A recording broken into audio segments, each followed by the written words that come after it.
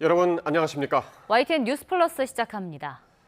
뜨거운 동풍의 영향으로 우리나라 서쪽 지역 더위가 극심해 오늘 서울과 경기 곳곳이 39도까지 올랐습니다. 폭염 중대경보는 수도권 대부분 지역에 내려져 있습니다. 취재기자 연결해서 기상 상황부터 알아보겠습니다. 장하영 기자, 이 극한 더위가 멈출 줄을 모르는군요. 네, 산맥을 넘어오는 뜨거운 동풍이 수도권을 달구고 있습니다. 경기 하남 덕풍동과 서울 노원구는 39도를 넘어섰습니다. 서울 구로구와 동대문, 강서구와 동작구, 강남구, 경기 고양시 온도도 39도에 육박합니다. 폭염특보는 동해안을 제외한 전국에 내려졌습니다. 경기 광명과 연천, 포천, 가평, 화성, 양평과 인천 남부로도 폭염 중대경보가 확대 발령됐습니다. 수도권 대부분 지역에 중대경보가 내려졌고 충청 지역에도 처음으로 중대경보가 나왔었습니다. 오늘 서울을 비롯한 서쪽 곳곳에 5에서 20mm 소나기가 올 수도 있지만 더위를 식히기에는 부족합니다. 현재 일본 오키나와 동쪽 해상에 있는 태풍 돌핀이 변수입니다. 오는 9일 중국 해안에 접근할 걸로 보이는데 우리나라가 영향권 안에 들면서 뜨거운 동풍이 강해져 폭염이 더 심해질 수 있습니다. 지금까지 과학기상부에서 YTN 장하영입니다. 매일 배출되는 쓰레기를 수거해야 하는 환경미화원들도 이 폭염 속에 하루하루 힘겹게 버티고 있습니다. 특히 골목이 많은 주택가에서 작업할 때는 무더위에도 쉴 새 없이 뛰어다녀야 하는데요. 쓰레기 수거 현장을 조경원 기자가 따라가 봤습니다. 환경관리원이 쓰레기가 든 봉투를 양손 가득 쥐고 발걸음을 재촉합니다. 몸을 굽혔다 일으키기를 반복하더니 급기야 골목을 내달립니다. 혹여 차량 통행을 방해해 주민들이 불편을 느낄까 걱정돼서입니다. 골목으로는 이렇게 들어와서 직접 하시는 이유가 차가 못 들어옵니다. 그래가지고 극한 폭염이 기승을 부리면서 환경관리원들도 도로 위 사투를 벌이고 있습니다. 한낮 더위를 피하려고 해가 뜰 무렵부터 시작했지만 얼굴은 이미 땀 범벅입니다. 그냥 가만히 서 있어도 헬멧하고 이런 안전장비 착용하면 그냥 땀이 막 저절로 흘릴 정도로 되게 더워요. 그냥 체감 온도로 따지면 한 40도 이상 될 것 같은데요. 골목은 대부분 땡볕이고 달궈진 아스팔트 도로에서 올라오는 열기까지 더해져 체력 소모도 큽니다. 이 동네는 집집마다 쓰레기가 쌓여 있고 이렇게 골목이 비좁기 때문에 환경관리원들이 일일이 다니면서 봉투를 수거해야 합니다. 마땅히 쉴 곳도 없이 계속 이동해야 하는데 틈틈이 얼음물을 마시며 더위를 식힐 뿐입니다. 여름철 악취는 물론 위생과 직결돼 단 하루도 작업을 멈출 수 없습니다. 이날 수거 작업은 수원시에 있는 세계동에서 오전 내내 이루어졌습니다. 일 평균 한 28,000보에서 3만 보. 해가 더 쬐기 전에 빨리 끝내려고 열심히 하는 거죠. 뛰고 열심히 하는 겁니다. 폭염 속에서도 깨끗한 거리를 만들기 위해 환경관리원들은 오늘도 뜨거운 도로 위를 누비고 있습니다. YTN 조경원입니다. 어제 기준 전국 온열 질환자가 200명에 육박한 것으로 집계됐습니다. 질병관리청이 발표한 어제 기준 전국 온열 질환자는 198명이었고 이 가운데 사망자는 1명으로 나타났습니다. 환자 숫자는 올해 들어 두 번째로 많은 수치로 올해 전체 누적 환자는 2,441명으로 늘어났습니다.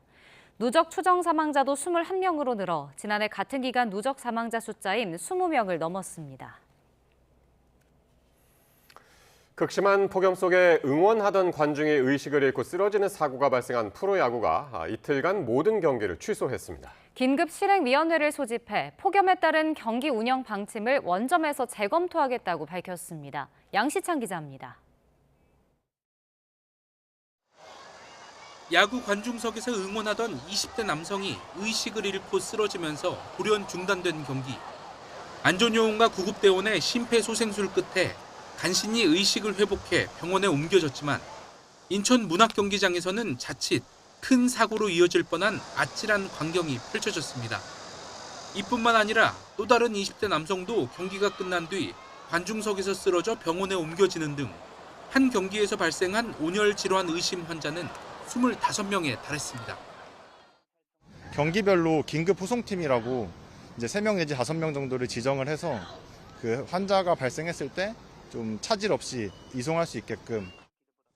폭염 중대경보가 발령된 지역만 경기를 취소할 수 있도록 정한 KBO 운영 기준이 문제였습니다. 폭염 경보가 발효된 인천 남부 지역은 폭염 중대 경보가 발효되지는 않았지만 체감 기온 차이가 크지 않았기 때문입니다. 상황이 이렇게 되자 KBO는 퓨처스 리그를 포함해 이틀 동안 열릴 예정이던 모든 경기를 취소했습니다. 동시에 각 구단 단장과 프로야구 선수협회 관계자가 참석하는 긴급 실행위원회를 열기로 했습니다. KBO는 관중과 선수단의 안전 위험 상황이 발생한 것을 엄중하게 인식하고 향후 폭염 관련 리그 운영 방침과 안전 대책을 원점에서 논의할 예정이라고 밝혔습니다. 구단과 선수들까지 현장의 목소리를 듣고 경기 운영 종합 대책을 다시 마련하겠다는 의도입니다. 이틀 동안 10경기가 모두 취소되면서 올 시즌 폭염으로 인한 취소 경기는 15경기로 늘었습니다. 극심한 폭염으로 전국이 몸살을 앓으면서 지난 2024년을 넘어 역대 최다 사례로 KBO 역사에 남게 됐습니다. YTN 양시창입니다. 극심한 폭염과 가뭄 속에 초대형 산불까지 발생한 미국과 유럽은 그야말로 지옥 같은 여름을 보내고 있는데요. 우리나라에서도 발생할 수 있다는 분석이 나왔습니다. 극한 더위와 심한 가뭄으로 이번 달 전국 산불 위험도가 역대 2번째까지 크게 치솟았습니다. 보도에 정혜윤 기자입니다. 40도를 넘나드는 폭염 속에 순식간에 살림을 삼켜버린 거대한 불길. 선진 방제 시스템을 갖춘 프랑스와 미국은 물론 지중해 대표 휴양지인 그리스까지 사상 최악의 산불 앞에 속수무책으로 무너졌습니다. 수십만 명이 피난길에 오르고 국가 비상사태가 선포되는 등 전 세계가 폭염, 가뭄, 산불까지 연쇄 재앙에 신음하고 있습니다. 이 치명적인 기후 비극이 한반도에서도 현실화될 위기에 놓였습니다.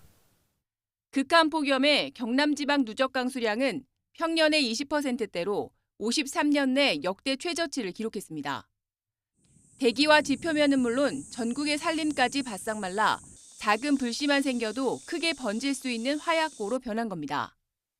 국립산림과학원이 기상 빅데이터와 위성 수치 예보로 분석한 올해 8월 산불 위험도는 강원 일부를 제외한 전국이 위험 수준입니다. 과거 39년 분석 자료 중 상위 5.1%로 역대 2위를 기록했습니다. 8월 대비 산불 위험도가 전국적으로 매우 높은 단계로 예측되며 이 수치는 과거 39년 8월 분석 자료 중 상위 2번째에 해당됩니다. 더 큰 문제는 가뭄과 산불 뒤에 기습 폭우가 찾아온다면 대규모 산사태로 이어질 수 있다는 점입니다. 연쇄 재난이 언제든 일어날 수 있는 상황입니다. 기후 재난이 일상화한 가운데 피서철, 시민들의 철저한 불씨 관리가 어느 때보다 중요한 시점입니다. YTN 정혜윤입니다. 오는 10월 출범을 앞두고 중대범죄수사청이 본격적인 인력 채용 절차에 나섰습니다. 중수청은 오늘부터 전국 검찰청에서 설명회를 하고 있는데 얼마나 많은 이들이 응할지는 미지수입니다. 네, 취재기자 연결해서 알아보겠습니다. 우종훈 기자, 지금 임용 설명회 어떻게 진행되고 있습니까? 네, 우선 중수청 준비단은 오늘 첫 일정으로 부산과 광주, 창원을 찾아 설명회를 진행했습니다. 설명회는 약 40분 동안 조직과 인사 등을 알리고 이어서 40분간 질의응답하는 순서로 진행됐습니다. 준비단은 오는 12일까지 대검찰청을 비롯한 다른 전국 검찰청에서 설명회를 갖습니다. 다만 곧 검찰청이 사라지는 민감한 상황임을 고려해 설명회는 전부 비공개로 이루어졌는데 참석률은 기대보다 저조했던 거로 알려졌습니다. 이와 별개로 준비단은 모레부터 이번 달 20일까지 희망자 모집 공고를 내고 임용 희망자를 대상으로 신청서를 접수합니다. 대상자 선정은 9월 말까지 마치고 중수청이 개청하는 10월 2일에 맞춰 임용한다는 계획입니다. 네, 인력 유출을 위한 유인책도 제시됐다고요?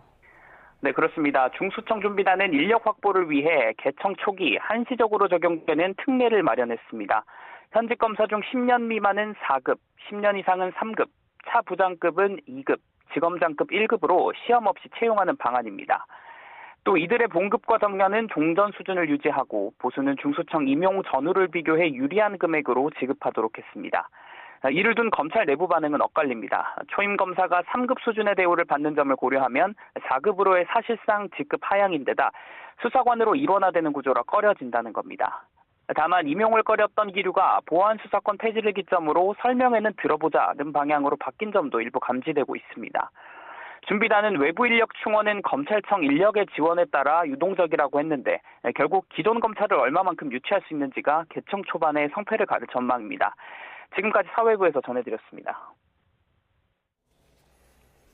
쿠팡 일용직 노동자의 퇴직금 미지급 사건 수사에 외압이 있었다고 폭로했던 문지석 검사가 중대범죄수사청에 지원할 계획이라고 밝혔습니다. 문 검사는 YTN과의 통화에서 오는 20일까지 진행되는 중수청 수사관 모집 공고에 맞춰 임용 희망 신청서를 접수할 계획이라고 말했습니다. 문 검사는 지난해 이른바 쿠팡 사건 때부터 중수청에 갈 생각이었다며 수사하고 싶을 뿐이라고 설명했습니다.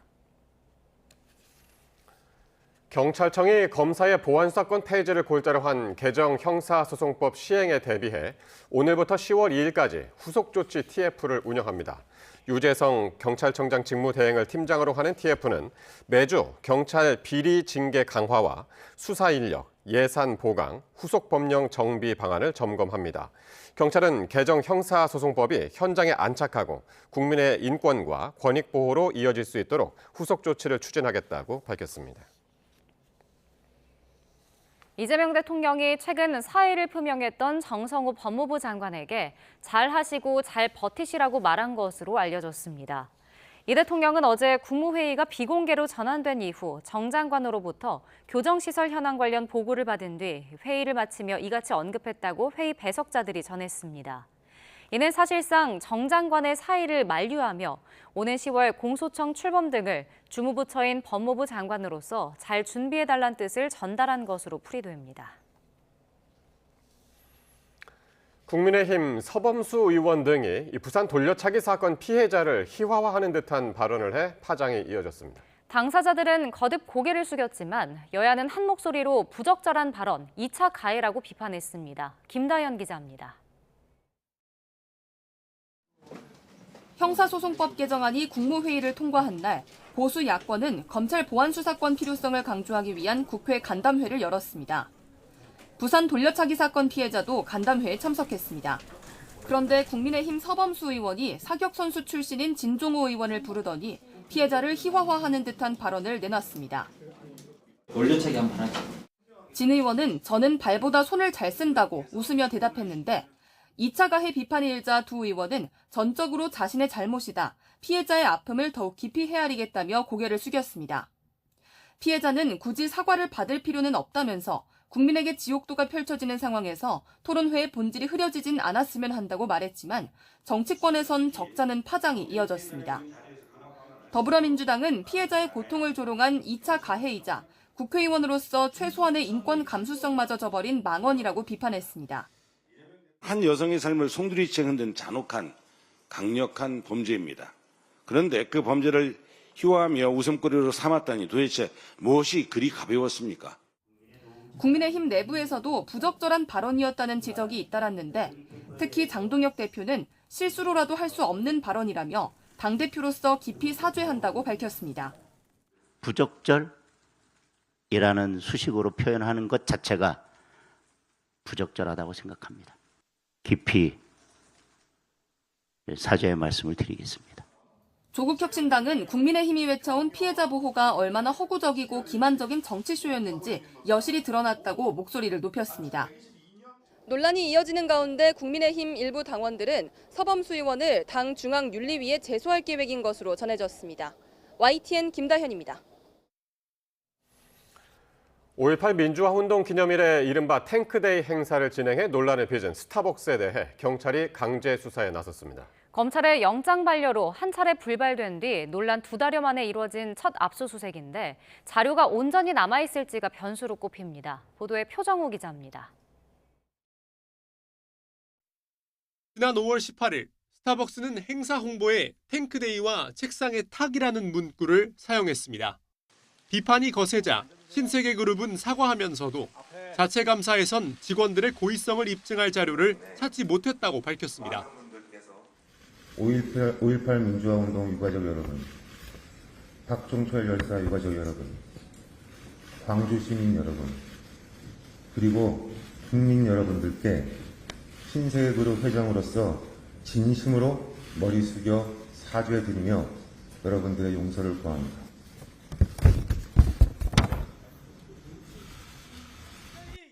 (5.18) 유족과 시민단체의 고소고발을 접수해 수사에 나선 경찰은 지난 6월 한 차례 압수수색을 시도했지만 불발됐습니다. 이후 경찰은 보강 수사를 거쳐 2달여 만에 스타벅스 코리아 본사 등에 대한 강제 수사에 나섰습니다. 영장엔 모욕 혐의가 적시된 걸로 확인됐습니다.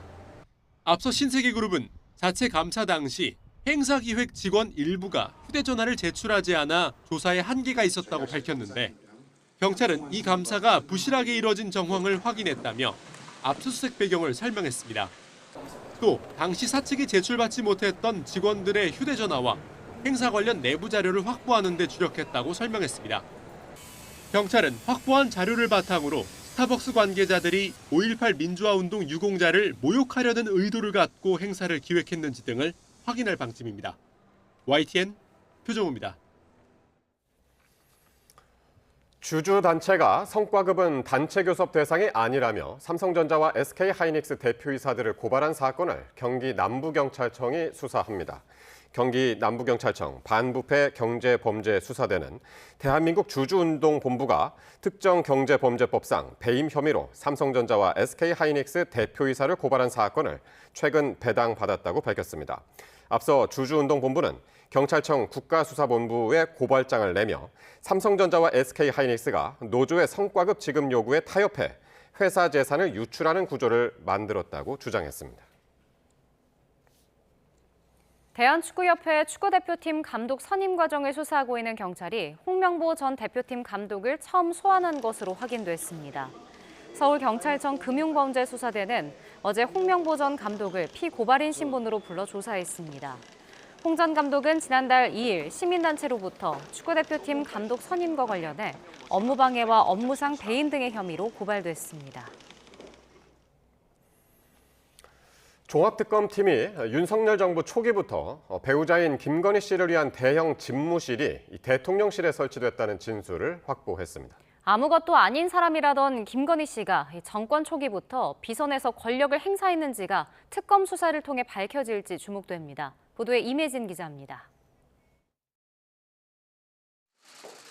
20대 대통령 선거 당시 학력 위조 논란에 휩싸인 김건희 씨는 공개석상에 나와 고개를 숙이며 조용한 내조를 약속했습니다. 남편이 대통령이 되는 경우라도 아내의 역할에만 충실하겠습니다. 윤석열 정부 출범 직후엔 김 씨를 둘러싼 잡음을 없애겠다는 취지로 영부인을 보좌하는 제2부속실을 폐지했습니다. 하지만 지난해 김건희 특검에 이어 종합특검까지 이어진 수사에서 김 씨를 둘러싼 의혹은 계속 제기되고 있습니다. 특히 2차 종합특검팀은 대통령 관저공사 특혜와 예산 불법 전용 과정에서 김건희 씨의 개입 여부에 집중하고 있는데 최근 정권 초기부터 용산 대통령실에 김건희 씨 집무실이 있었다는 전직 대통령 경호처 관계자의 진술을 확보했습니다. 이 관계자는 김 씨의 집무 공간이 용산 대통령실 한 층의 절반 규모에 달했고 유리창 등 방탄시설을 갖추는 데만 10억 원의 예산이 쓰였다고 특검에 진술했습니다. 다만 김건희 씨 변호인단은 이 같은 의혹을 정면으로 반박했습니다. 과거 청와대에는 영부인 집무실이 있었지만 윤석열 정부 초기에는 이러한 공간이 없었던 겁니다. 다만 정권 3년 차인 지난 2024년 하반기 제2부속실을 설치하면서 영부인 집무실을 소규모로 마련한 사실은 있다고 해명했습니다. 수사기간 연장으로 마지막 기회를 얻은 특검이 초유의 영부인을 둘러싼 의혹의 진상을 파헤칠 수 있을지 주목됩니다. YTN 임혜진입니다. 이재명 대통령이 북한 대신 조선이라는 호칭을 사용하자는 정동영 통일부 장관 제안에 신중한 입장을 내비쳤습니다. 취지는 알겠지만 결과적으로 한반도 평화에 긍정적일지 의문이 든다고 했습니다. 보도에 강민경 기자입니다. 정동영 통일부 장관은 하반기 부처 업무 보고에서 상대가 원하는 호칭을 불러주는 게 상호 존중과 신뢰 형성의 출발점이라고 강조했습니다. 북한 대신 공식 국호인 조선민주주의인민공화국을 사용하고 주적이라는 적대적 표현도 대체하는 방안을 논의해보자고 제안했습니다. 서로 이름을 불러주는 것을 첫걸음으로 주적 등 서로에 대한 대결과 혐오의 언어는 멈춰야 합니다. 이재명 대통령은 그러나 조선이란 명칭 사용엔 논쟁의 여지가 있어 보인다며 신중한 입장을 내비쳤습니다. 우리의 선의대로 하는 게 과연 한반도의 평화와 안정에 플러스냐, 결론적으로. 약간의 의문이 들 때도 있어요.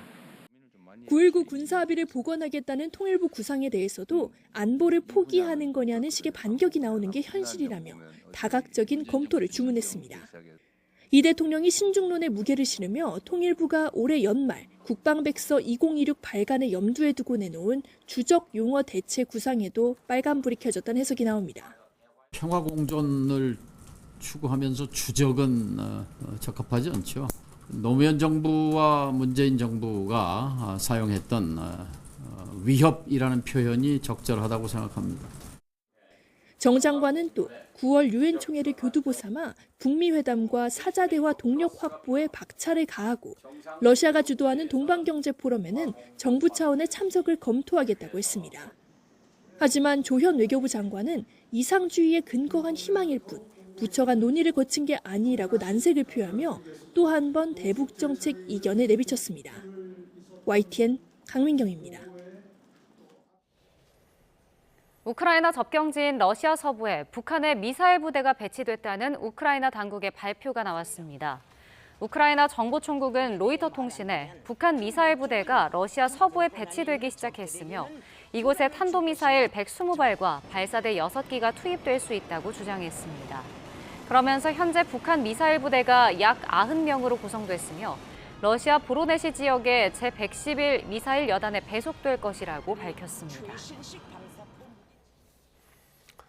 이재명 대통령은 육군사관학교 출신 군인들이 쿠데타를 또 일으킬 수 있다며 이 사관학교 통합을 신속하고 강력하게 추진하라고 지시했습니다. 최근 서부전선 육군 1군단에서 실탄을 장전하지 않고 근무를 서 논란이 된 빈총 경계에 대해서도 공개적으로 경고장을 날렸습니다. 보도에 강진원 기자입니다.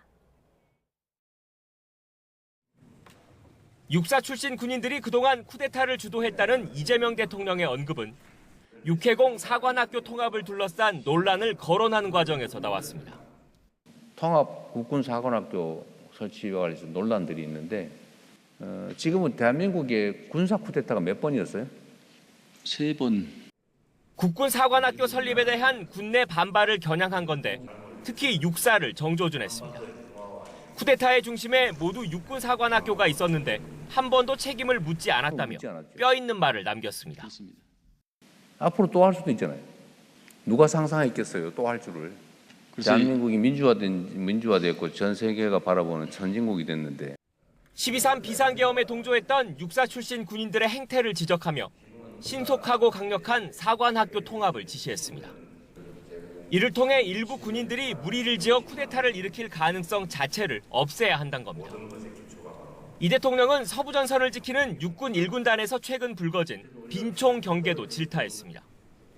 총기에 삽탄을 하지 않고 경계 근무를 선 걸 공개적으로 꼬집으며 국방과 관련해선 작은 틈새도 없어야 한다고 강조했습니다. 군기 문제는 그게 하나씩 후퇴하면 나중에는 화살 창고에 화살이 한 개도 없는 상황이 올 수도 있습니다. 사관학교 통합 추진과 더불어 내부 기강을 다잡아 군 개혁에 속도를 내겠다는 뜻으로 풀이됩니다. 이 대통령은 이와 함께 자주국방은 우리의 가장 큰 과제라며 임기 내 전시작전 통제권을 조기에 환수하겠다는 의지도 거듭 밝혔습니다. YTN 강진원입니다. 미국 뉴욕 증시가 반도체주 중심으로 일제히 상승하면서 코스피가 모처럼 급등세를 보였습니다. 장 초반 5% 가까이 올라 3거래일 만에 매수 사이드카가 발동됐습니다. 류한홍 기자의 보도입니다.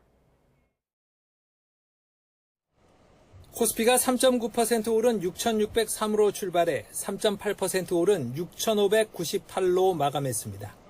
장 초반엔 5% 가까이 급등하면서 지난달 31일 이후 3거래일 만에 매수 사이드카가 발동됐습니다. 외국인이 1조 4천억 원어치 순매수를 하면서 지수가 급등했습니다. 급등을 이끈 건 반도체주였습니다. 뉴욕 증시에서 나스닥 지수가 2.6%, 필라델피아 반도체 지수가 6.6% 급등한 영향에 삼성전자와 SK하이닉스가 3거래일 만에 강세를 나타냈습니다. 삼성전자는 2.5%, SK하이닉스는 5.8% 오른 채 장을 마쳤습니다.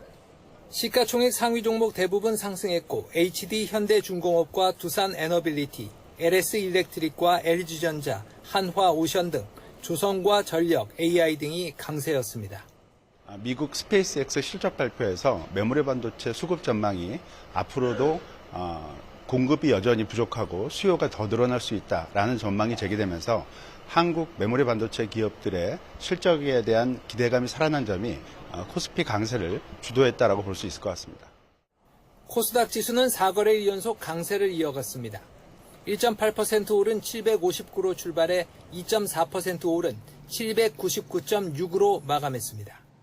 한때 800선을 회복했는데 코스닥 지수 800선 복귀는 지난달 16일 이후 13거래일 만이었습니다. 원달러 환율은 1424.5원으로 주간 거래를 마쳤습니다. 중동 긴장이 완화하면서 원달러 환율은 최근 1420원과 1430원대에서 움직이고 있습니다. YTN 유환홍입니다. 인공지능 낙수 효과로 AMD 등 미국 기업 실적이 호조를 보였고 또 월가에서는 SK하이닉스에 대해 매수 또는 비중 확대 투자 의견을 제시했습니다. 한국이 2031년까지 메모리 최강 지위를 유지할 것이란 전망이 나온 가운데 삼성전자가 차세대 3D 메모리를 공개하며 승부수를 띄웠습니다. 뉴욕에서 이승윤 특파원이 보도합니다. 우량주로 구성된 다우존스 30 산업평균 지수와 대형주 위주의 S&P 500 지수가 사상 최고치를 경신한 원동력 중 하나는 AI 낙수 효과였습니다. 반도체 설계를 전문으로 하는 팹리스 기업인 AMD의 분기 매출은 115억 4천만 달러로 1년 전보다 50% 성장했고 예상치도 넘어섰습니다. 엔비디아 칩의 품귀 현상과 가격 부담으로 빅테크 기업들이 대체제로 AMD 칩 구매를 늘려 낙수 효과가 컸던 것으로 풀이됩니다. The big cloud computing giants doing well after their earnings report. And then I think we're also starting to see some like semiconductor and AI data center CapEx beneficiary flow through and do well too. AI 기업을 지향하는 일론 머스크의 우주 기업인 스페이스X는 상장 이후 첫 실적 발표에서 매출이 78억 달러로 92% 급증해 예상치를 뛰어넘었습니다. 이런 가운데 프랑스 시장조사 업체인 욜그룹의 조지필 라우 분석가는 한국이 오는 2031년까지 메모리 최강 지위를 유지할 것으로 전망했습니다. 한국 정부가 5년 내에 웨이퍼 생산량을 갑절로 늘린다는 계획을 수립하고 삼성전자와 하이닉스도 적극 투자에 나선 점이 근거였습니다. 월가 금융회사들은 SK하이닉스 미국 주식 예탁증서 ADR이 저평가됐다며 매수 또는 비중 확대 투자 의견을 제시했습니다. 삼성전자는 AI 반도체의 성능과 전력 효율 한계 돌파를 위해 AI 칩 상단에 메모리를 수직으로 쌓는 차세대 3차원 아키텍처를 공개했습니다. 특히 가속기와 메모리 간 데이터 이동 거리를 최소화해 데이터 병목 현상을 해결하고 대역폭과 전력 효율도 극대화할 수 있다고 설명했습니다. 삼성은 HBM의 차세대 제품인 HBM5와 비교해도 GPU당 성능은 최대 8배, 전력 대비 성능은 3배 개선되며 발열은 절반 이상 줄일 수 있다면서 시장 주도권 선점을 위한 승부수를 던졌습니다. 뉴욕에서 YTN 이승윤입니다. 홈플러스가 서울회생법원의 허가를 받아 오늘 2천억 원 규모의 긴급 운영 자금 DIP 대출을 확보하고 영업 정상화 작업에 본격 착수합니다. 홈플러스는 지난달 메리츠 금융그룹과 2천억 원 규모의 DIP 대출 약정을 체결한 뒤 즉시 항고를 신청했고 법원이 회생계획안 승인 기한을 오는 9월 4일까지 연장하면서 이번 자금 집행이 이루어졌다고 설명했습니다. 홈플러스는 모레 67개 점포를 우선 임시 개장한 뒤 운영 점검과 보완 작업을 거쳐 오는 13일 정식 개장할 계획입니다. 쿠팡이 개인정보 유출 사고에 따른 과징금 여파로 상장 이후 가장 큰 분기 손실을 기록했습니다. 다만 매출은 사상 최대를 기록했고 김범석 의장은 고객 회복과 신사업 성장을 앞세워 이 성장세는 이어지고 있다고 강조했습니다. 보도에 오동건 기자입니다. 쿠팡이 2분기 영업 손실 8,350억 원을 기록하며 뉴욕 증시 상장 이후 가장 큰 분기 적자를 냈습니다. 개인정보 유출 사고에 따른 6,247억 원 규모의 과징금이 반영된 영향이 컸습니다. 쿠팡은 이를 뺀 영업 손실은 2,192억 원 수준이라고 설명했습니다. 올해 상반기 누적 영업 손실은 1조 1,895억 원에 달했습니다. 수익성은 악화됐지만 외형 성장세는 이어졌습니다. 매출은 13조를 넘어 역대 최대를 기록했고 로켓 배송이 포함된 핵심 쇼핑 사업과 타이완과 쿠팡이츠 등 성장 사업도 증가세를 이어갔습니다. 활성 고객도 2,470만 명으로 늘었습니다. 김범석 의장은 개인정보 유출 사고 이후 이탈했던 고객 대부분이 돌아왔고 성장의 근본적인 흐름은 변하지 않았다고 강조했습니다.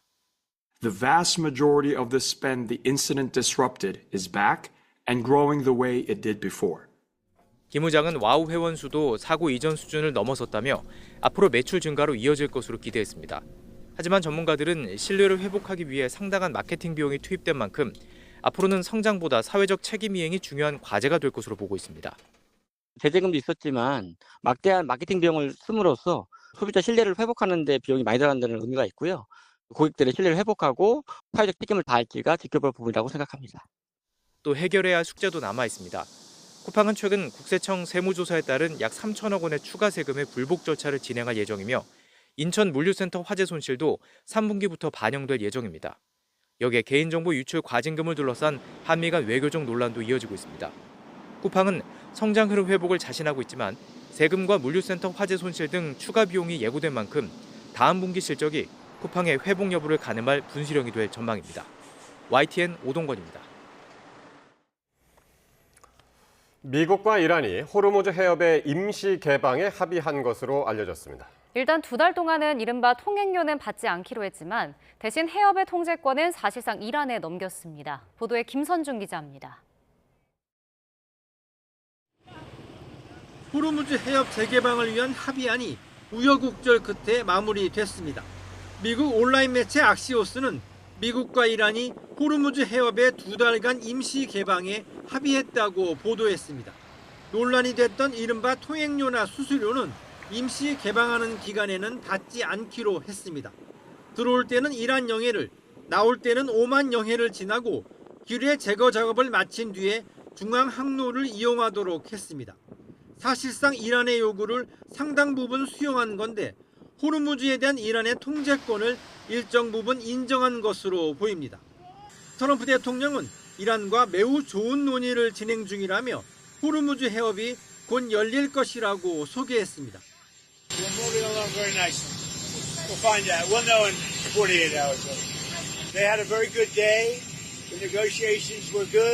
이번 합의에는 오만은 물론 카타르와 파키스탄, 사우디아라비아도 적극적으로 참여했습니다. 이란 지도부도 이미 승인 절차를 마친 것으로 알려졌습니다. 하지만 호르무즈에 발이 묶이면서 정작 전쟁의 이유가 됐던 비핵화 협상은 시작도 못했습니다. The denuclearization of Iran is the ultimate deal. I think the immediate deal, the one that you're seeing a lot of focus on, is the Straits. 2달 동안 임시로 해협을 연다고 해도 통행료 문제는 여전히 걸림돌입니다. 앞서 오만이 제안한 것처럼 해운사들의 자발적 기금이 도입될 경우 이란의 해협 통제권은 물론 막대한 수익까지 안겨줄 것으로 보입니다. YTN 김선중입니다. 미국 상하수도 처리 시설을 겨냥한 사이버 공격 가능성이 최소 12개 주에서 보고됐다고 미국 ABC 방송이 보도했습니다. 복수의 소식통은 ABC 방송에 공식적으로 확인되진 않았다면서도 비상경보를 비활성화하거나 비밀번호를 변경해 시설 운용자를 방해할 수 있는 사이버 공격이 있었다며 이란이 주 용의 선상에 올랐다고 밝혔습니다. 상하수도 운용에 광범위한 차질이 발생하진 않았지만 수압, 유량 감소와 같은 일부 피해가 보고됐습니다. 11월 중간 선거를 앞둔 트럼프 미국 대통령이 이란 핵 폐기 대신 호르무즈 해협 개방 협상에 사활을 걸며 국내 정유사들까지 압박하고 나섰습니다. 급등한 유가의 표심이 민주당으로 쏠릴 위기에 처하자 외교적 명분 대신 당장의 표심을 겨냥한 유가 안전 총력전에 나선 모양새입니다. 보도에 박영진 기자입니다.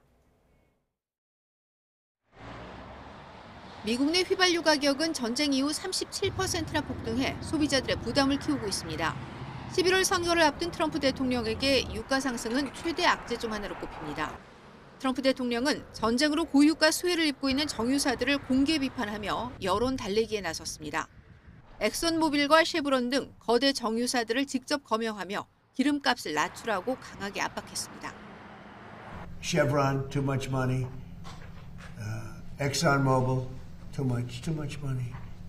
When you look at one company where they made 12 times what they made the year before, they're going to give some of that back to the public, and they better cut the retail price. 하지만 석유업계는 유가 급등이 호르무즈 해협의 수송 불안에서 비롯된 구조적 문제라고 반발하고 있습니다. 설상가상 트럼프의 중간 선거 시간표를 간파한 이란 역시 에너지 비용을 끌어올려 미국을 압박하는 전략을 펼치고 있습니다. 이런 가운데 미국은 이란의 비핵화가 궁극적인 목표라면서도 당장 급한 호르무즈 해협부터 정상화하겠다는 구상을 밝혔습니다.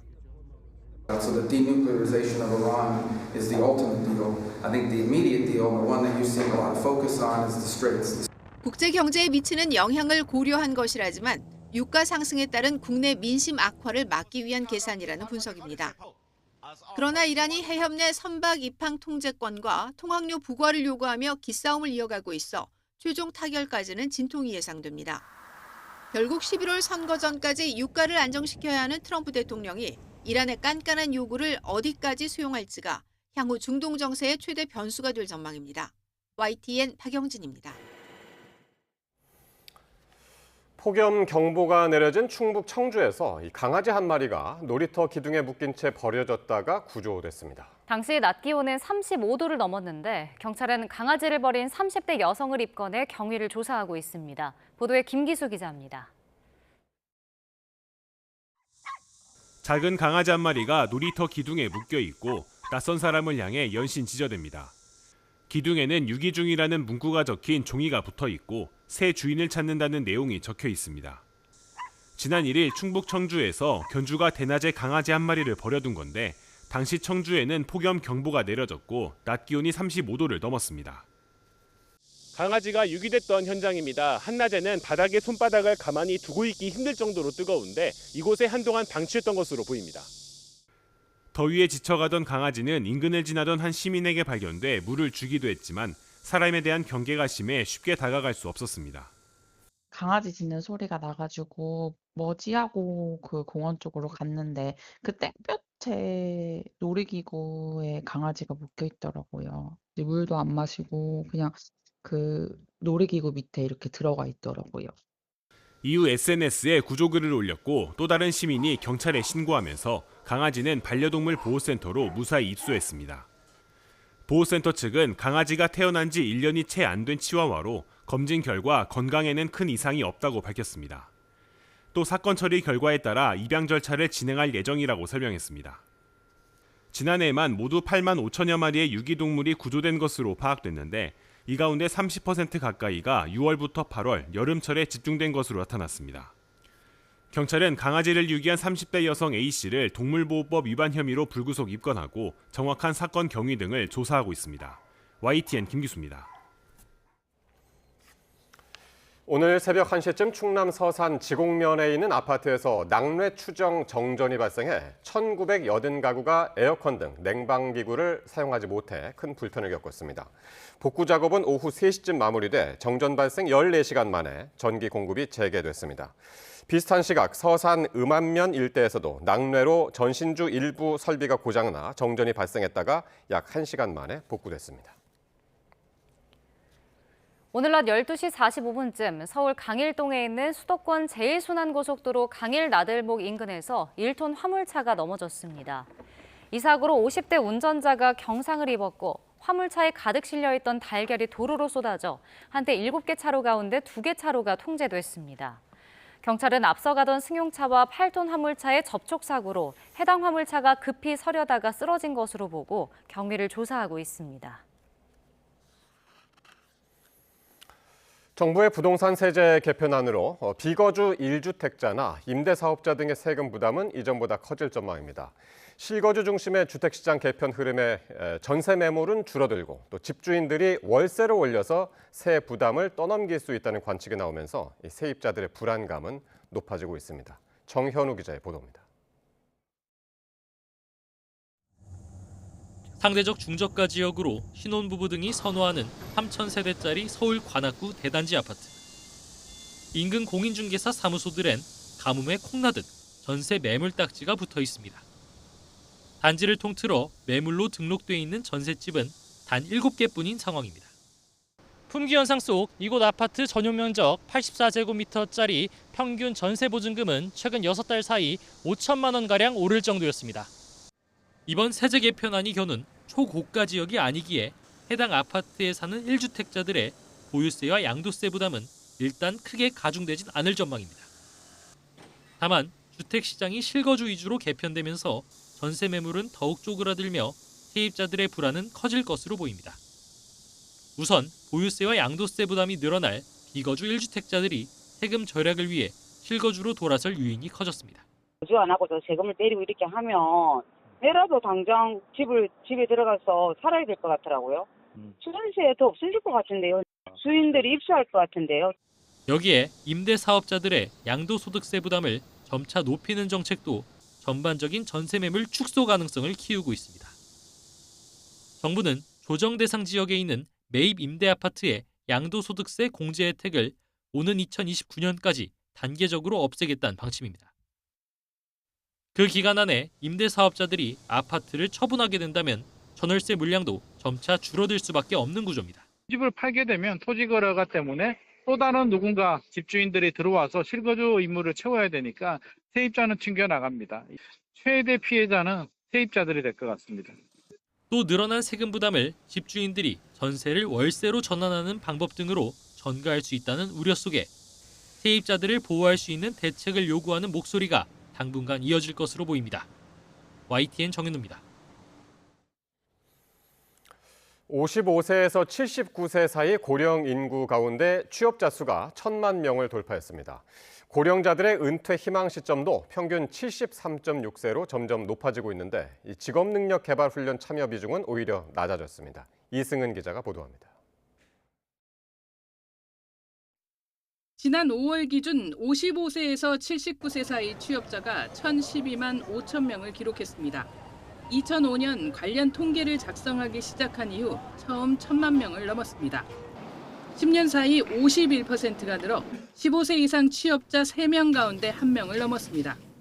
고령층 인구 증가와 더불어서 고령층 10명 중 7명 정도가 지금 당내 근로를 희망하고 계시고, 그리고 가장 오래 근무한 일자리에서의 평균 근속 기간도 이번에 0.5개월 정도 증가한 그런 경향들이 반영된 부분이 있는 것 같습니다. 가장 오래 근무한 일자리를 그만둘 때 나이도 평균 53세로 0.1세 늘었습니다. 55세에서 79세 인구의 경제활동 참가율은 60.9%, 고용률은 59.5%로 역대 최고를 기록한 지난해와 같았습니다. 앞으로 일하고 싶다는 고령자 비율은 69.2%였습니다. 근로 희망 연령, 그러니까 희망 은퇴 시점도 73.6세로 늦춰졌습니다. 일을 원하는 이유에 대해 생활비에 보태기 위해서라는 응답이 여전히 과반이었습니다. 하지만 비중이 1%포인트나 낮아졌고 일하는 즐거움 때문이라는 응답이 5년 연속 늘었습니다. 연금 수령자 비중은 52.7%, 월 평균 수령액도 88만 원으로 늘어났습니다. 그래도 45%가 50만 원 미만입니다. 88만 원은 1인 가구 최저 생계비나 국민연금연구원이 설문조사한 1인당 노후 최소 생활비 139만 2천 원에 한참 못 미칩니다. 은퇴 시점이 늦어지고 있지만 고령자 가운데 지난 1년 사이 직업능력 개발 훈련에 참여한 경우는 12.8%에 불과해 0.9%포인트 감소했습니다. YTN 이승은입니다. 미국 전기차 업체 테슬라가 수입차 시장에서 6개월 연속 판매량 1위에 올랐습니다. 한국수입자동차협회는 지난달 수입 승용차 신규 등록 대수가 지난해 같은 기간보다 14.3% 증가한 3만 976대로 집계됐다고 밝혔습니다. 이 가운데 테슬라는 1,237대로 수입차 업체 가운데 유일하게 10,000대를 넘겼고 지난 2월부터 6개월 연속 1위를 기록하고 있습니다. 올해 2분기 글로벌 스마트폰 시장 매출이 평균 판매 가격 상승에 힘입어 2분기 기준 역대 최고치를 기록했습니다. 시장조사 업체 카운터포인트 리서치 자료를 보면 올해 2분기 글로벌 스마트폰 시장 매출은 지난해 같은 기간보다 7% 증가한 1,090억 달러를 기록했습니다. 업체별로는 애플이 매출 점유율 49%로 1위를 차지했고 삼성전자가 16%로 2위를 기록했습니다.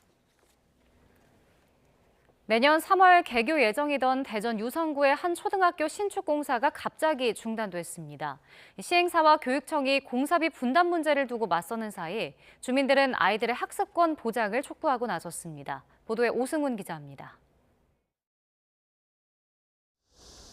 학교 운동장에 벽돌 등 공사 자재들이 널브러져 있습니다.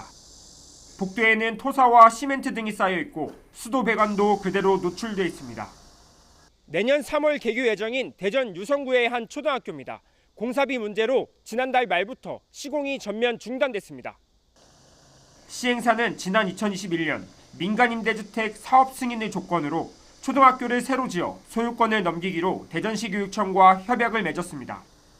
하지만 협약 당시보다 부지 매입비가 올랐고 이란 전쟁 등으로 공사비까지 늘어났다며 교육청에 추가 비용 분담을 수차례 요구해 왔습니다. 토지비 상승 및 건축비에서 한 140억에서 150억이 지금 상승되는 상황에서 저는 그거를 교육청이 약정, 협약 외에는 부담을 해달라. 교육청은 법률 자문을 통해 공무원 배임 문제까지 발생할 수 있다는 의견을 받아 시행사의 요구를 받아들이지 않았고 결국 공사가 중단됐습니다. 인근 신축 아파트 입주민 100여 명은 대전교육청 앞에서 아이들의 학습권을 보장해달라고 촉구했습니다. 아이들을 볼모로 이런 부분들을 이 정쟁의 어떤 틀에 올리지 말고 본인들이 직접 알아서 해결을 해서 우리 학생들한테 절대 피해를 안 줬으면 좋겠습니다. 교육청은 학생 임시 배치 방안을 마련하고 있지만 시행사와 원만한 합의가 이뤄지지 않을 경우 소송까지 검토하고 있습니다. 기존에 있는 학교에다가 모듈러 교실을 설치해서 늘어난 학생들을 저희가 배치를 한다든지 아니면 인근에 있는 학교에 저희가 임시 배치하는 그런 방안들을 저희가 지금 강구를 하고 있고요. 시행사와 교육청이 공사비 분담을 두고 팽팽한 줄다리기를 벌이는 사이 애꿎은 아이들만 피해를 보는 것 아니냐는 우려의 목소리가 나오고 있습니다. YTN 오승훈입니다. 차정인 국가교육위원장이 대학 수학능력시험 등 오지선다 객관식 중심의 시험 체계가 한계에 다다랐다며 대입제도 개편의 필요성을 강조했습니다.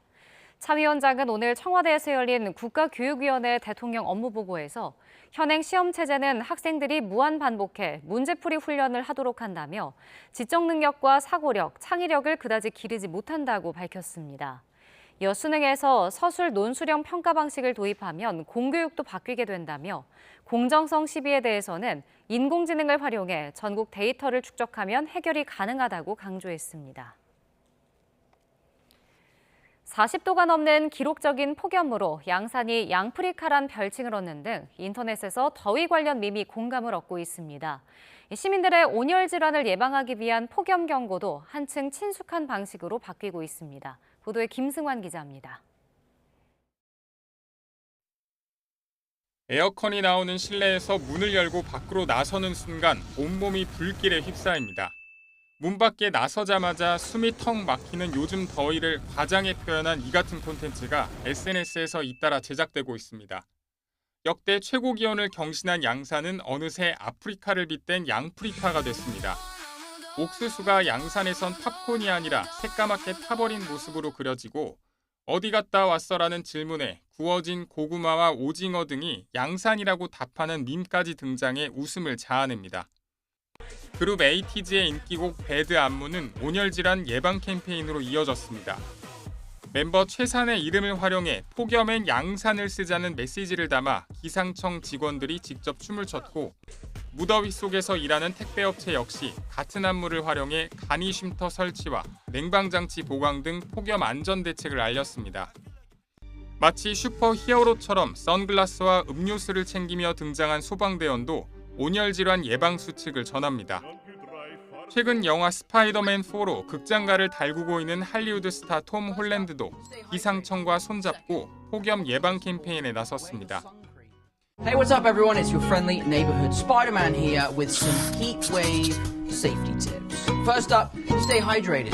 Second, and probably the most important, wear your sun cream.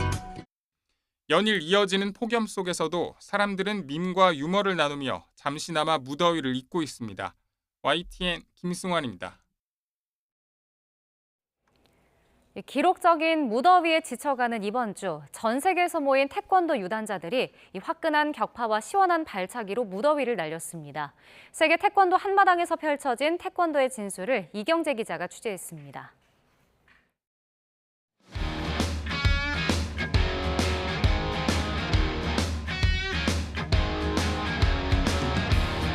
아이부터 어르신까지, 후년생부터 전문 선수까지 전 세계 61개 나라에서 4천여 명의 태권도 가족이 태권도의 본당인 국기원에 모였습니다. 평소 갈고 닦았던 실력을 겨루고 우정을 다지는 태권도 축제입니다. 순간적인 힘으로 송판과 기와장을 깨는 격파, 40대 육박하는 푹푹 찌는 더위까지 시원하게 날립니다. Very, very hot. You have to be disciplined and focus on what you want to achieve. 절도 넘치는 품새와 역동적인 움직임, 미래의 태권왕을 꿈꾸는 어린이들의 태권체조 경연에 이어 태권도를 전공하는 대학생들의 수준 높은 퍼포먼스에 대회장의 분위기는 최고조에 달했습니다. 다양한 소품과 창의적인 스토리, 여기에 5m 점프 격파 등 고난도의 태권도 기술을 담았습니다. 저희가 이제 송판을 다 차고 막 터트리는 모습을 보고 이제 다른 분들도 이걸 보시고 더위도 같이 이렇게 터트렸으면 좋을 것 같습니다. 이란에서 온 수련생들에게는 태권도가 전쟁 중에도 일상을 지켜주는 가장 고마운 존재입니다. و ما مردمان ایران مردمان شادی هستیم و عاشق تکواندو هستیم. تکواندو دوستیم و هر جایی که تکواندو باشه، هر نقاطی که تکواندو باشه ما هم حضور داریم. 무더위에 지치기 쉬운 일상. 전 세계에서 모인 유단자들이 몸과 마음을 지키는 태권도의 매력을 마음껏 발산했습니다. YTN 이경재입니다. 밤에라도 시원해졌으면 좋겠지만 연일 열대야가 나타나고 있습니다. 오늘 밤 사이에도 열대야 기준인 25도 이상을 유지하는 곳이 많겠고 서울 등 곳곳에서는 체감온도가 29도 안팎으로 초열대야 수준을 보이겠습니다. 한낮에는 서울 기온이 39도, 광주 37도, 대구 36도까지 오르겠고 특히 폭염 중대 경보가 발효 중인 수도권에서는 또다시 올해 최고 기온을 경신하는 곳도 있겠습니다. 내일도 오전까지 제주도에만 비가 조금 내릴 뿐 대체로 맑겠습니다. 주말부터는 기온이 조금 낮아지겠지만 여전히 폭염 경보 수준의 더위가 계속되겠고 동해안과 제주도에는 비가 내릴 전망입니다. 날씨 정보였습니다.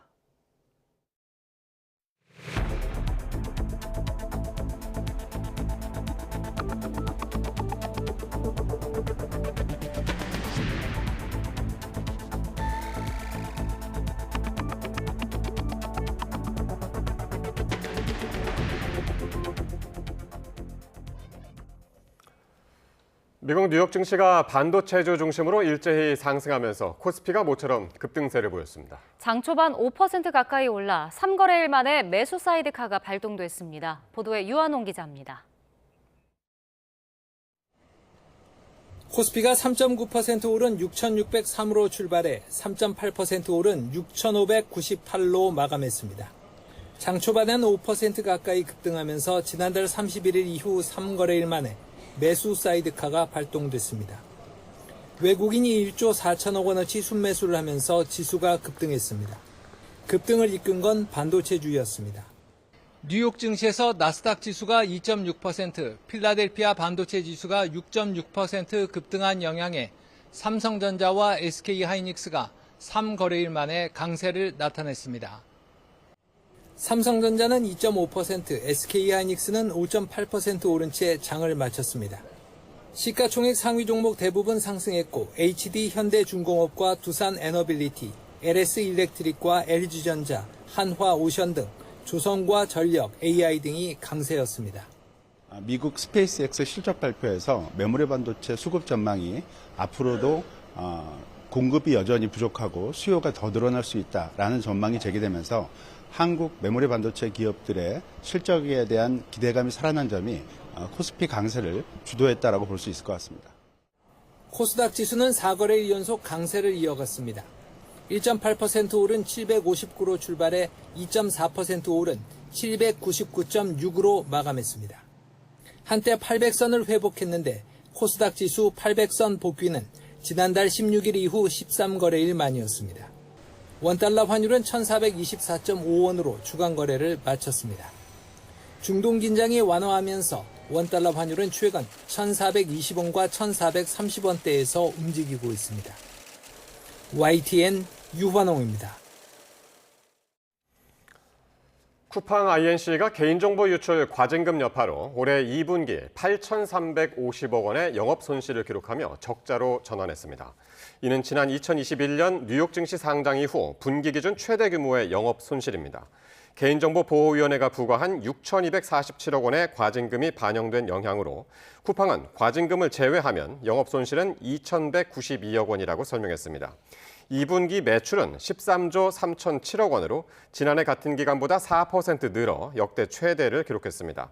다만 당기 순손실은 8,560억 원으로 적자 전환하며 2분기 연속 순손실을 냈습니다.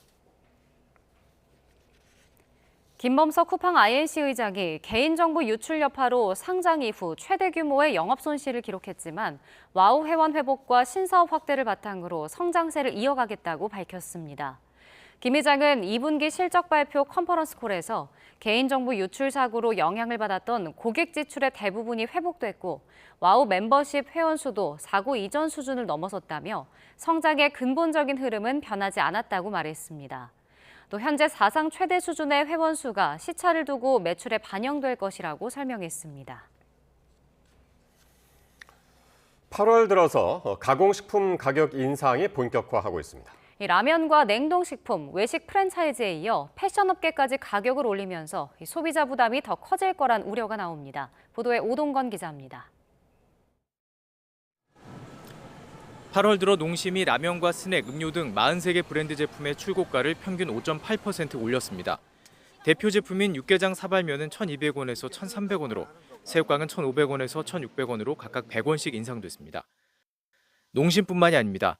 던킨 도넛이 6.5%, 사조의 참치는 10% 오르며 풀무원은 평양냉면 등 30개 품목의 가격을 평균 6.7% 올리기로 결정했습니다.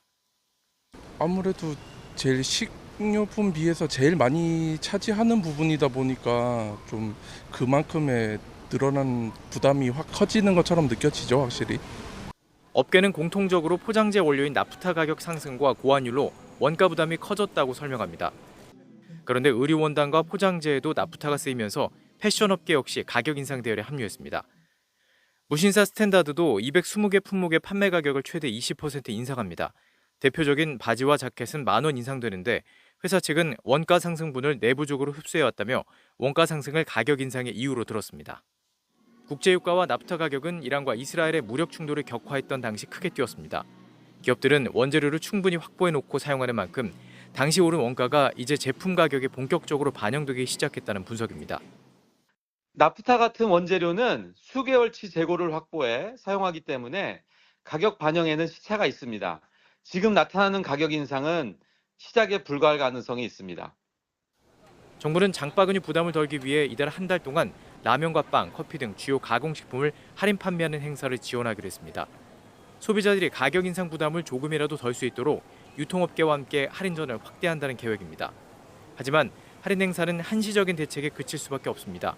원가 부담이 계속된다면 가격 인상이 다른 소비재로도 확산할 수 있다는 우려가 커지고 있습니다. YTN 오동건입니다. 전국적으로 불볕더위가 연일 이어지면서 어제 하루 200명 가까운 환자가 온열 질환으로 응급실을 찾았습니다. 누적 환자 수는 어느덧 2,400명을 훌쩍 넘겼고 같은 기간 사망자 숫자는 지난해보다 많아졌습니다. 보도에 염혜원 기자입니다. 온열 질환으로 병원에 온 환자가 나흘 연속 100명을 넘었습니다. 4일 기준 198명이 탈진과 열사병 등으로 쓰러졌고 이 가운데 1명이 숨졌습니다. 이보다 하루 전에 발생한 환자도 추가 집계되면서 202명에 달했습니다. 1일 통계 작성 뒤 추가로 파악되는 환자가 급격히 늘면서 누적 환자는 2,400여 명이 됐습니다. 누적 사망자도 21명으로 지난해 여름보다 많아졌습니다. 65세 이상 어르신 환자가 전체의 34%에 육박할 정도로 많습니다. 나이가 많아질수록 땀을 흘리거나 혈액순환을 통해 적정 체온을 유지하는 기능이 떨어지기 때문입니다. 더위를 쫓으려고 집에서는 물론 야외에서도 휴대용 선풍기를 많이 사용하는데 40도를 넘나드는 날씨엔 선풍기 바람이 오히려 체온을 더 올릴 수 있습니다. 적어도 서너 시간은 에어컨이 있는 환경에서 지내는 게 중요합니다. 정부는 전국에 6천여 곳 거점 경로당을 지정하고 쉬는 날 없이 아침 9시부터 밤 9시까지 운영하기로 했습니다. 목마른 느낌과 상관없이 물은 1시간에 한 컵 정도 규칙적으로 마셔야 합니다. 다만 온열 질환으로 쓰러져 의식이 없는 경우엔 물이나 음료를 억지로 먹여서는 안 됩니다. YTN 염혜원입니다. 폭염이 길어지면서 에어컨 등 냉방기기 사용이 늘자 소방청이 화재 위험 경보를 상향했습니다. 소방청은 오늘 오후 3시를 기점으로 전국 소방관서에 발령된 화재 위험 경보를 경계에서 심각 단계로 올렸다고 밝혔습니다. 기록적인 폭염으로 냉방기기 사용이 급증해 전기 설비 과부하와 과열, 노후 배선이나 에어컨 실외기 화재 위험이 커진 데 따른 조치입니다. 연일 이어지는 무더위에 전통시장 상인들의 고충도 커지고 있습니다. 더위도 힘든데 손님들의 발길이 줄면서 이중고를 겪고 있습니다. 보도에 배민혁 기자입니다. 빈대떡에 떡볶이, 김밥까지 입맛을 돋게 하는 음식이 시장 곳곳 가득하지만 손님은 현저하게 줄었습니다. 연일 이어지는 찜통더위에 시장을 찾는 발길도 뜸해진 겁니다. 그나마 시장을 찾은 관광객들 역시 손풍기로 간신히 더위를 식히는데 손님을 기다리는 상인들도 지쳐만 갑니다. 훨씬 즐거워요. 휴가철이고 날씨가 덥고 그래서 확실히 좀 덜 나와요. 근데 손님이 좀 있으면 더워도 좀 덜 힘들고 그럴 텐데 없으니까 뭐 해마다 덥지만 올해가 제일 더운 것 같아요. 노점 상인 대부분이 고령층인 만큼 극심한 폭염에는 장사하러 시장에 나오기도 쉽지 않습니다. 날씨가 너무 더울 때는 사람들이 이제 못 이기니까 조금씩 이렇게 쉬는 사람도 있고 그렇지 않으면은 이제 아침서부터 이제 한 며칠씩 쉬는 사람도 많아요. 에어컨이 나오는 실내 매장은 사정이 조금 낫지만 노점상은 한낮의 열기에 고스란히 노출되기 때문입니다. 현재 바깥 온도도 35도에 달하는데요. 시장 내부는 음식을 조리하는 열기까지 더해지며 온도가 40도까지 치솟았습니다. 종일 불 앞에 서서 음식을 하는 일은 그야말로 사투에 가깝습니다. 한 이제 2시 정도 되면은 여기서 쓰러질 것 같아요. 그냥 물이 하루에 한 5-6개를 먹어요. 2리터짜리를. 거기다 소금 계속 먹어가면서. 뭐 여기 이제 뭐 다 덥겠지만은 불이 있으니까 우리는 더 죽겠는 거야. 말도 못해. 시원한 음료수도 마셔보고 선풍기 바람을 쐬봐도 잠깐뿐입니다. 간단하게 냉수 마찰도 하고 아니면은 에어컨이 되어 있는 어떤 뭐 이런 매장에 잠깐 들어가서 땀 좀 식히고 나온다든가 뭐 이런 방법 외에는 뭐 특별한 방법은 없어요.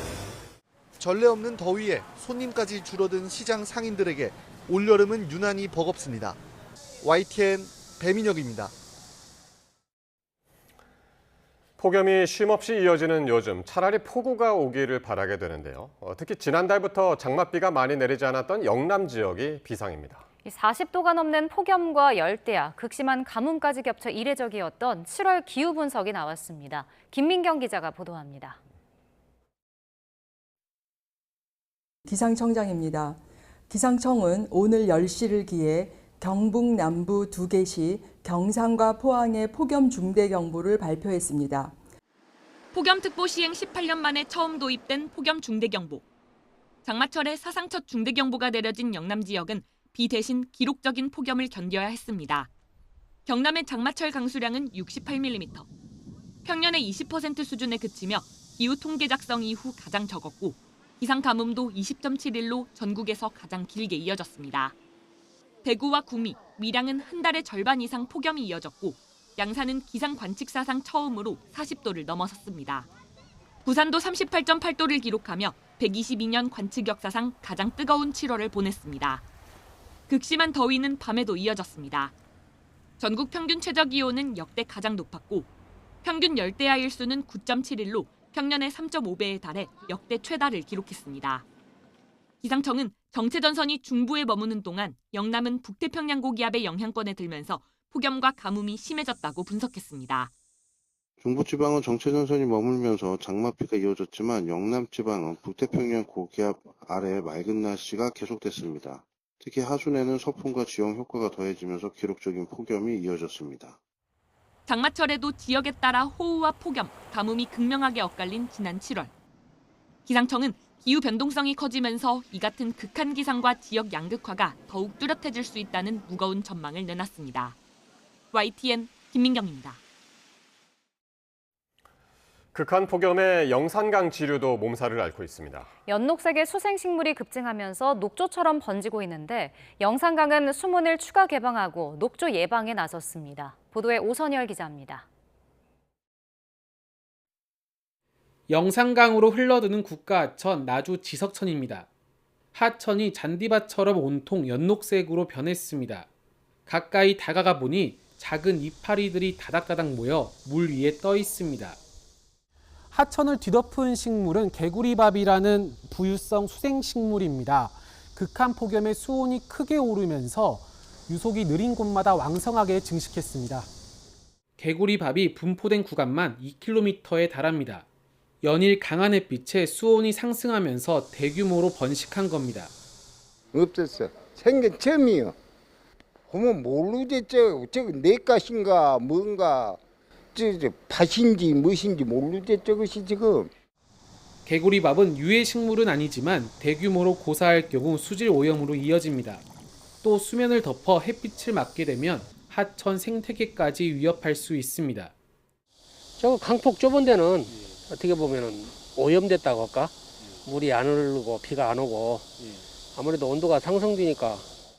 영산강 수질 관리도 비상입니다. 극한 폭염에 유해 남조류가 빠르게 늘면서 강물은 점차 녹색빛이 짙어지고 있습니다. 영산강물이 유기물질 질소라든지 이거 함량이 전국에서 가장 높아요. 그래서 녹조 발생 확률이 매우 높죠. 상류에서 하천 유지수를 좀 더 많이 흘려보내야 되죠. 기록적인 폭염에 녹조 발생 위험이 커지면서 정부는 영산강 승천보와 축산보 수문을 추가 개방하고 수질 개선에 나섰습니다. YTN 오선열입니다. 최근 폭염이 이어지면서 고수온 경보가 내려진 해역이 크게 늘었습니다. 해양수산부는 고수온 경보 발효 해역이 지난달 30일 6곳에서 지난 3일 17곳으로 나흘새 3배 가까이 증가했다고 밝혔습니다. 황종우 해수부 장관은 고수온 비상대책본부 상황점검회의를 열어 고수온 피해는 어업인의 생계뿐 아니라 밥상 물가에도 영향을 준다며 대응 장비 가동과 고수온 취약 품종 조기 출하 등을 당부했습니다. 주식시장 변동성에 부동산 세제 개편안 발표로 여론이 요동치자 국민의힘은 이재명 정부 경제 정책에 대한 집중 포화에 나섰습니다. 민주당은 여론 진화에 총력을 쏟고 있지만 이 범여권에서조차 공개적인 문책이 쏟아지고 있습니다. 박정현 기자입니다. 급등락을 반복하는 롤러코스피 장세 속 개미들의 이탈이 가속화되자 국민의힘에선 단일 종목 ETF 도입 과정에 대한 특검론을 띄웠습니다. 관계부처 반대를 무릅쓰고 김용범 청와대 정책실장이 레버리지 ETF 도입을 밀어붙인 데 다른 배경이 작용한 건 아닌지 확인할 필요가 있다는 겁니다. 로비나 부정한 결탁에 따른 것이 아닌지 당연히 의심해 봐야 되는 것 아닙니까? 김용범 실장의 아들과 이찬진 금감원장의 아들 두 사람 모두 미래에셋 자산운용이라는 증권사에 근무하고 있지 않습니까? 주식시장 혼란 국면에서 지방선거를 앞두고 국민노후자금 연기금이 주가 부양에 이용된 건 아닌지 점검할 필요가 있다며 의심의 저변도 넓혔습니다. 동시에 세제 개편안 발표를 계기로 부동산 심판론에도 화력을 지피고 있습니다. 공정과세다, 합리화다 하는데 이게 도대체 지금 고금리, 고물가 그리고 주택난에 시달리는 국민들한테 무슨 도움이 된다는 건지 핀셋이 아니라 도끼로 보입니다. 민주당은 이번 세제 개편안은 실수요자를 보호하고 왜곡된 과세 구조를 바로잡는 정상화 과정의 일환이라 엄호했습니다. 공급 없이 세금만 올린다는 야당 공세엔 정면 반박하며 신속한 공급 대책 추진을 위한 상임위 총동원령을 선언했습니다. 조세 형평성에 맞게 부담을 정상화하자는 것입니다. 세제와 공급은 양자택일의 문제가 아닙니다. 상임위원회를 총동원해 주택시장 안정화 TF를 확대, 개편, 운영하겠습니다. 다만 민주당 내부에서도 수도권을 중심으로 부동산 민심 악화에 대한 우려가 공공연히 제기되는 상황 속 법률권 내부에서조차 김용범 실장을 비롯한 청와대 책임론이 제기되면서 난처한 표정도 역력합니다. 이러한 가운데 김용범 실장은 오세훈 서울시장과 전격 회동했습니다. 지난 국무회의 당시 오 시장이 부동산 대책 보고서를 전달한 이후 관련 의견 청취를 위해 마련된 자리로 알려졌는데 오 시장은 서울권 공급 확대를 위한 규제 완화 촉구와 함께 부동산 세제 개편안에 대한 우려를 전달한 거로 파악됐습니다. YTN 박정현입니다. 이재명 대통령이 오는 7일 2차 부동산 공급 점검 회의를 열어 수도권 주택 공급 대책을 논의하기로 했습니다. 청와대는 이 대통령이 지난 3일 부동산 주식시장 점검 회의에서 지시했던 부동산 정책 점검 2차 회의를 7일 오후 2시에 비공개로 주재할 예정이라고 전했습니다. 이는 이 대통령이 지난 3일 미국과 남미 등 순방을 마치고 귀국한 당일 7시간 넘는 마라톤 회의를 한 지 나흘 만입니다. 이재명 대통령은 육군사관학교 출신 군인들이 쿠데타를 또 일으킬 수 있다며 사관학교 통합을 신속하고 강력하게 추진하라고 지시했습니다. 최근 서부전선 육군 1군단에서 실탄을 장전하지 않고 근무를 해서 논란이 된 이 빈총 경계에 대해서도 공개적으로 경고장을 날렸습니다. 강진원 기자의 보도입니다. 육사 출신 군인들이 그동안 쿠데타를 주도했다는 이재명 대통령의 언급은 육해공 사관학교 통합을 둘러싼 논란을 거론하는 과정에서 나왔습니다. 통합 국군 사관학교 설치와 관련해서 논란들이 있는데 지금은 대한민국의 군사 쿠데타가 몇 번이었어요? 3번. 국군 사관학교 설립에 대한 군내 반발을 겨냥한 건데 특히 육사를 정조준했습니다. 쿠데타의 중심에 모두 육군 사관학교가 있었는데 한 번도 책임을 묻지 않았다며 뼈 있는 말을 남겼습니다. 앞으로 또 할 수도 있잖아요. 누가 상상했겠어요, 또 할 줄을. 대한민국이 민주화됐고 전 세계가 바라보는 선진국이 됐는데. 12.3 비상계엄에 동조했던 육사 출신 군인들의 행태를 지적하며 신속하고 강력한 사관학교 통합을 지시했습니다. 이를 통해 일부 군인들이 무리를 지어 쿠데타를 일으킬 가능성 자체를 없애야 한다는 겁니다. 이 대통령은 서부전선을 지키는 육군 1군단에서 최근 불거진 빈총 경계도 질타했습니다. 총기에 삽탄을 하지 않고 경계 근무를 선 걸 공개적으로 꼬집으며 국방과 관련해선 작은 틈새도 없어야 한다고 강조했습니다. 군기 문제는 그게 하나씩 후퇴하면 나중에는 화살 창고에 화살이 한 개도 없는 상황이 올 수도 있습니다.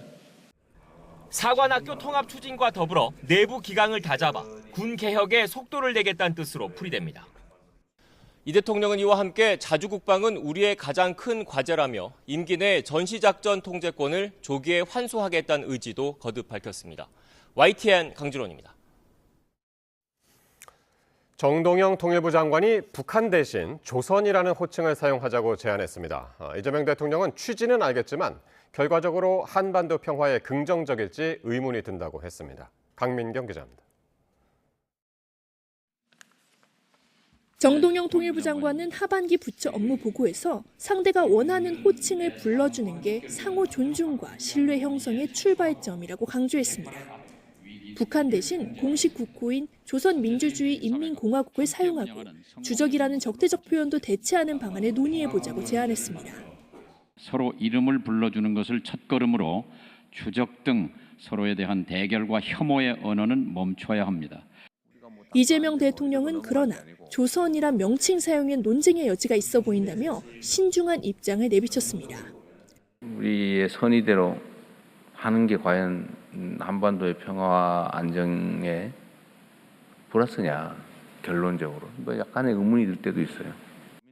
9.19 군사합의를 복원하겠다는 통일부 구상에 대해서도 안보를 포기하는 거냐는 식의 반격이 나오는 게 현실이라며 다각적인 검토를 주문했습니다. 이 대통령이 신중론에 무게를 실으며 통일부가 올해 연말 국방백서 2026 발간을 염두에 두고 내놓은 주적 용어 대체 구상에도 빨간불이 켜졌다는 해석이 나옵니다. 평화공존을 추구하면서 주적은 적합하지 않죠. 노무현 정부와 문재인 정부가 사용했던 위협이라는 표현이 적절하다고 생각합니다. 정 장관은 또 9월 유엔 총회를 교두보 삼아 북미 회담과 사자대화 동력 확보에 박차를 가하고 러시아가 주도하는 동방경제 포럼에는 정부 차원의 참석을 검토하겠다고 했습니다. 하지만 조현 외교부 장관은 이상주의에 근거한 희망일 뿐 부처가 논의를 거친 게 아니라고 난색을 표하며 또 한 번 대북 정책 이견을 내비쳤습니다. YTN 강민경입니다. 임용 설명회를 시작으로 중대범죄수사청의 채용 절차가 본격화됐습니다. 검찰 내부 반응이 미온적인 상황이라 정상 출범에 대한 우려가 나오고 있습니다. 보도에 우종훈 기자입니다. 중대범죄수사청 준비단이 전국 검찰청을 도는 임용 설명회를 시작했습니다. 첫 순서는 부산과 광주, 창원이었는데 조만간 검찰청이 사라지는 민감한 상황을 고려해 설명회는 전면 비공개로 치러졌습니다. 현장에서는 직제와 보수체계, 거주 이전비 지원이나 10년 이상 근무 시 법무사 시험 일부 과목 면제 등 복지 혜택이 설명된 거로 파악됐습니다. 이외에도 중수청 개청에 맞춰 무시험 임용과 봉급, 정년 유지 같은 특례 조항이 한시 적용되는데 검찰의 반응은 미온적입니다. 설명회 참석을 신청한 수도권 검찰 수사관은 자료를 받아보니 원론적 내용뿐이라 가지 않아도 될 것 같다고 평가했습니다. 10년차 미만 검사들은 검찰에서 누리던 유학 기회 등 일종의 복지 혜택에 민감한데 이에 대한 구체적 내용이 없어 임용을 꺼릴 거란 의견도 나옵니다. 기존 검사와 검찰 수사관 역할 차이가 불분명한 점도 지원을 망설이는 요인으로 꼽힙니다. 실제 부산의 경우 참석률은 10%에도 미치지 못했고 이마저도 검사는 거의 없었던 거로 전해졌습니다. 인력 충원이 급선무인 중수청은 일단은 검찰 움직임을 지켜본다는 입장입니다. 중수청 준비단 관계자는 직제가 합리적으로 만들어져 이전과 다른 관심을 기대하면서도 실제 지원 규모는 가늠할 수 없다고 밝혔습니다.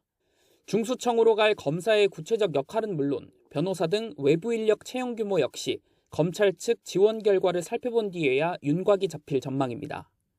중수청 임용 희망 신청서 접수는 오는 20일까지. 개청 시한이 임박했지만 인력 구성에 대한 세부 논의가 지원서 접수 이후로 미뤄지는 상황이라 정상 출범이 가능할지 우려가 나오고 있습니다. YTN 우종훈입니다.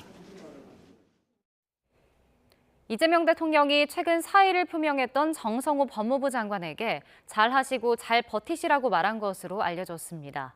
이 대통령은 어제 국무회의가 비공개로 전환된 이후 정 장관으로부터 교정시설 현황 관련 보고를 받은 뒤 회의를 마치면서 이같이 언급했다고 회의 배석자들이 전했습니다. 이내 사실상 정 장관의 사의를 만류하며 오는 10월 공소청 출범 등을 주무부처인 법무부 장관으로서 잘 준비해달라는 뜻을 전달한 것으로 풀이됩니다. 5.18 민주화운동 기념일에 이른바 탱크데이 행사를 진행해 논란을 빚은 스타벅스에 대해 경찰이 강제 수사에 나섰습니다. 검찰의 영장 반려로 한 차례 불발된 뒤 논란 2달여 만에 이루어진 첫 압수수색인데 자료가 온전히 남아있을지가 변수로 꼽힙니다. 표정호 기자가 보도합니다. 지난 5월 18일 스타벅스는 행사 홍보에 탱크데이와 책상의 탁이라는 문구를 사용했습니다. 비판이 거세자 신세계그룹은 사과하면서도 자체 감사에선 직원들의 고의성을 입증할 자료를 찾지 못했다고 밝혔습니다. 5.18 민주화운동 유가족 여러분, 박종철 열사 유가족 여러분, 광주 시민 여러분, 그리고 국민 여러분들께 신세계그룹 회장으로서 진심으로 머리 숙여 사죄드리며 여러분들의 용서를 구합니다.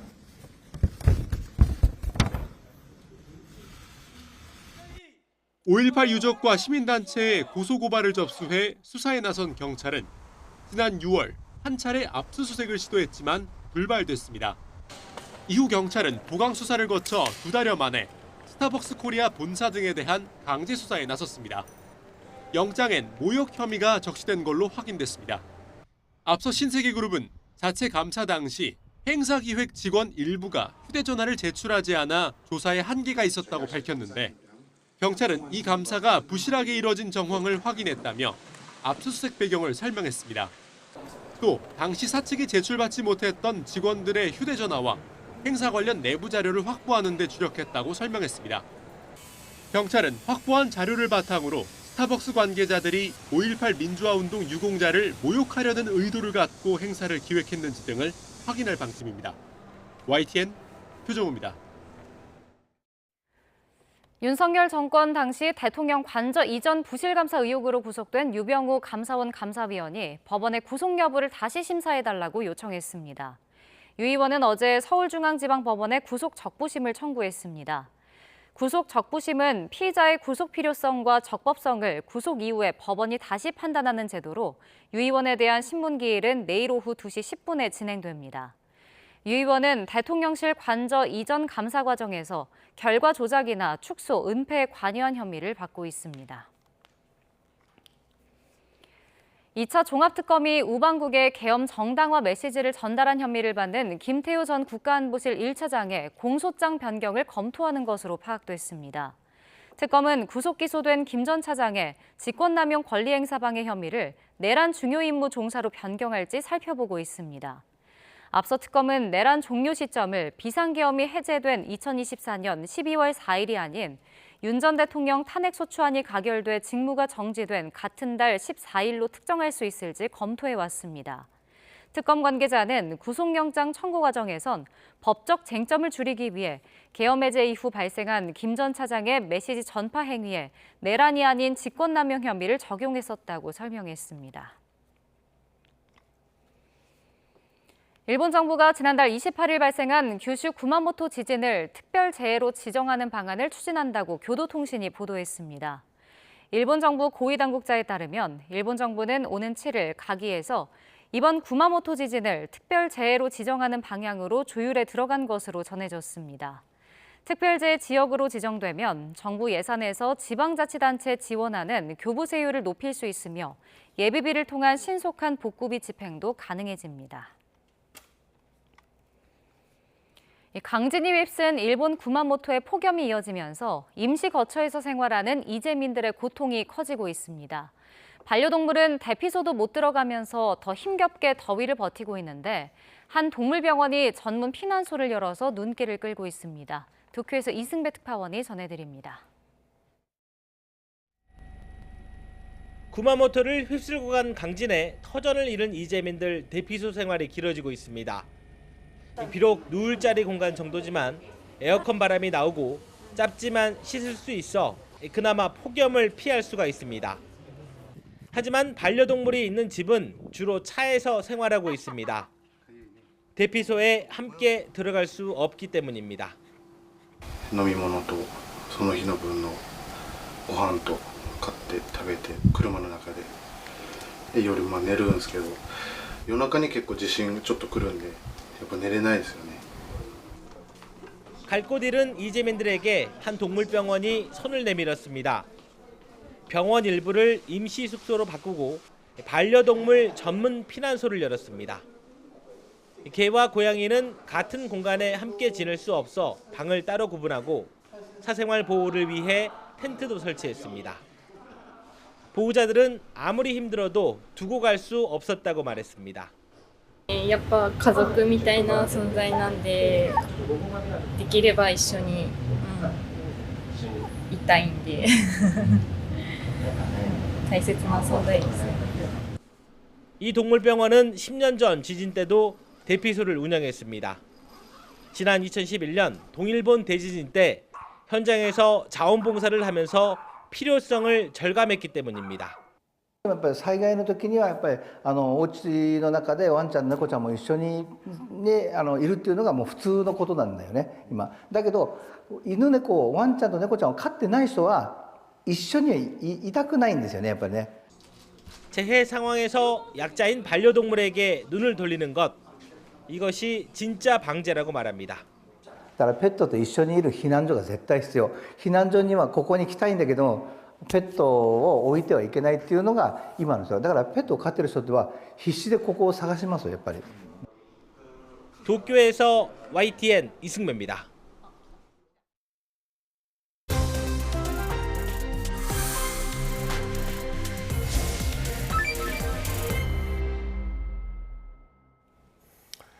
스타벅스의 탱크데이 논란 이후 경찰이 처음으로 스타벅스 코리아에 대한 강제 수사에 돌입했습니다. 스타벅스 압수수색이 9시간 30분 만에 종료가 됐는데요. 관련 내용 서정빈 변호사와 함께 짚어보겠습니다. 어서 오십시오. 어서 오십시오. 네, 안녕하십니까? 예. 자, 벌써 8월인데 말이죠. 스타벅스 코리아 이 탱크데이 이벤트가 이제 5월이었으니까 2달이 이제 훌쩍 넘었는데 오늘 경찰이 스타벅스 코리아 본사에 대해서 압수수색을 진행했습니다. 영장에 적시된 혐의가 뭐였습니까? 일단 핵심적인 내용은 결국에는 모욕에 해당을 한 것으로 보입니다. 이제 당시 5월 18일 즈음해서 스타벅스 코리아가 텀블러 관련 프로모션 등을 진행을 하면서 썼던 문구가 문제가 됐었습니다. 그때 뭐 탱크 데이라든가 혹은 책상의 탁 이런 표현들을 쓰면서 결국에는 5.18 광주 민주화 운동의 유공자라든가 혹은 관계자들에 대한 비하다 그리고 모욕이다라는 이야기들이 많이 나왔었습니다. 그래서 결국에는 시민단체 등에서 스타벅스 관계자들을 대상으로 해서 이 모욕 혐의를 포함한 내용으로 고소를 했고 이번에 진행된 압수수색 영장에도 결국에는 핵심적인 내용이 이러한 표현들은 결국 유공자들 그리고 관계자들에 대한 모욕에 해당한다라는 혐의 내용이 적시가 되었던 것으로 알려지고 있습니다. 네. 근데 보통 우리가 모욕이라고 하면 통상 이제 개인 간의 문제가 됐던 것 같은데 이렇게 기업이 모욕 혐의로 좀 이렇게 압수수색을 받는 건 좀 이례적인 건가요? 네, 그렇죠. 저도 사실 일하면서 처음 본 상황이기도 하고 또 뭐 찾아보더라도 사례를 조금 찾기 많이 힘들 것 같습니다. 이제 말씀하신 것처럼 모욕이라든가 혹은 명예훼손 같은 경우에는 주로 이제 피의자가 개인에 해당을 합니다. 이런 개인들이 뭐 다툼에 있어서 표현을 한다든가 혹은 뭐 인터넷상의 특정 개인 혹은 다른 집단에 대해서 이런 모욕적인 표현 혹은 명예의 가치를 떨어뜨리는 표현을 하면서 문제가 되는 경우들이 뭐 거의 대부분이기 때문에 사실 이렇게 뭐 피의자가 기업의 뭐 특정 집단 혹은 기업의 임직원이 되는 경우는 유례를 찾아볼 수가 없지 않나라는 생각이 듭니다. 그래서 이번 사건 자체가 매우 이례적이다라고 봐야 되고 그렇기 때문에 이번에 압수수색에 나선 것도 당연히 매우 이례적인 상황이다라고 충분히 이해를 할 수가 있을 것 같습니다. 사실 내용면에서도 과연 뭐 추후에 이제 명예훼손, 모욕 등의 그런 처벌이 가능할지 여부에 대해서도 법리적인 다툼이 충분히 있을 수 있는 사항입니다. 그런데도 불구하고 일단 압수수색 영장을 청구를 하고 결국에는 집행에 나섰다라는 것은 일단 이 내용 자체도 상당히 좀 중대하게 보고 있다라는 점을 보여주는 지점이 아닌가라는 생각이 듭니다. 특히나 일단 뭐 스타벅스라는 기업의 관계자들에 대해서 문제가 생긴 것이기도 하고 결국 이런 모욕적인 표현의 대상 자체가 다른 누구도 아닌 5.18과 관련된 그런 유공자들 혹은 그 밖에 관계자들에 대해서였기 때문에 이런 점이 결국 상당히 컸고 또 파장도 역시 컸다라는 점, 이 부분이 수사를 하면서도 상당히 좀 주요했던 쟁점인 것 같습니다. 그렇기 때문에 이번 압수수색 영장도 진행이 된 것 아닌가 이렇게 생각도 됩니다. 그렇군요. 그러니까 오늘 압수수색에 수사관이 40여 명이 이제 투입됐다고 그러더라고요. 상당히 이제 대대적으로 진행이 된 것 같은데 그러면은 수사는 수사인데 왜 이렇게 그 강제 수사에 착수하게 된 배경 뭘로 보십니까? 사실 뭐 스타벅스 본사 측에서는 당시에 이 사건이 발생하고 나서 문제됐던 임직원들에 대한 조사를 내부적으로 진행을 하기도 했었습니다. 그러면서 이제 휴대전화 제출을 요구하기도 했었는데 뭐 그중에 2명 정도는 휴대전화를 제출을 했지만 다른 3명에 대해서는 휴대전화를 제출받지 못했다라고 합니다. 일단 해당 직원들은 관련해서 뭐 사생활 보호 차원에서 이것을 제출할 수 없다라고 주장을 했던 것으로 보이고요. 그렇기 때문에 회사 측에서는 강제력을 행사할 수는 없으니까 뭐 제출된 일부 휴대전화에 대해서 포렌식을 진행을 했어야 되는데 사실 거기서 이렇다 할 혐의점을 확인하지는 못했던 것으로 이해가 되고 있습니다. 근데 지금 이런 내용들이 특히 중요한 이유가 결국에는 뭐 내부적인 그런 문건, 회사 내부에서 이 보고 과정에서 생성된 그런 문건들에 대해서는 사실 뭐 이런 마케팅에 대해서 광주 5.18 민주화 운동에 대한 뭐 폄훼의 그런 흔적이라든가 이것들을 계획했다는 내용들을 기본적으로 찾기가 매우 힘들 것 같습니다. 결국 사전에 이런 관계자들이 모의를 했는지 여부를 조금 따져보고 확인하기 위해서는 앞서 이제 언급을 했던 이 직원들의 휴대전화의 그 내용을 확보하는 것이 가장 좀 중요한 포인트가 아닌가라고 생각이 됩니다. 그런데 뭐 회사의 그런 자체적인 내부 조사에서는 확보를 못했으니까 결국 수사기관 입장에서는 여기에 대해서라도 충분히 확보가 필요하다라는 판단을 했을 것이고 그렇기 때문에 이번 압수수색 영장의 대상에는 또 이런 휴대폰, 휴대전화 등도 포함이 되어 있던 것으로 이해가 되고 있습니다. 네, 앞서 이제 6월에도 경찰이 압수수색 영장을 신청했었는데 그때는 반려가 됐었잖아요. 보강 수사를 일단 좀 진행을 한 걸까요? 네, 그렇게 생각이 됩니다. 일단 검찰 측에서는 아무래도 일단 회사 측에서 자체적인 조사를 실시를 하고 또 거기에 대한 자료들을 뭐 경찰에 이미 제출을 했던 것으로 보이는데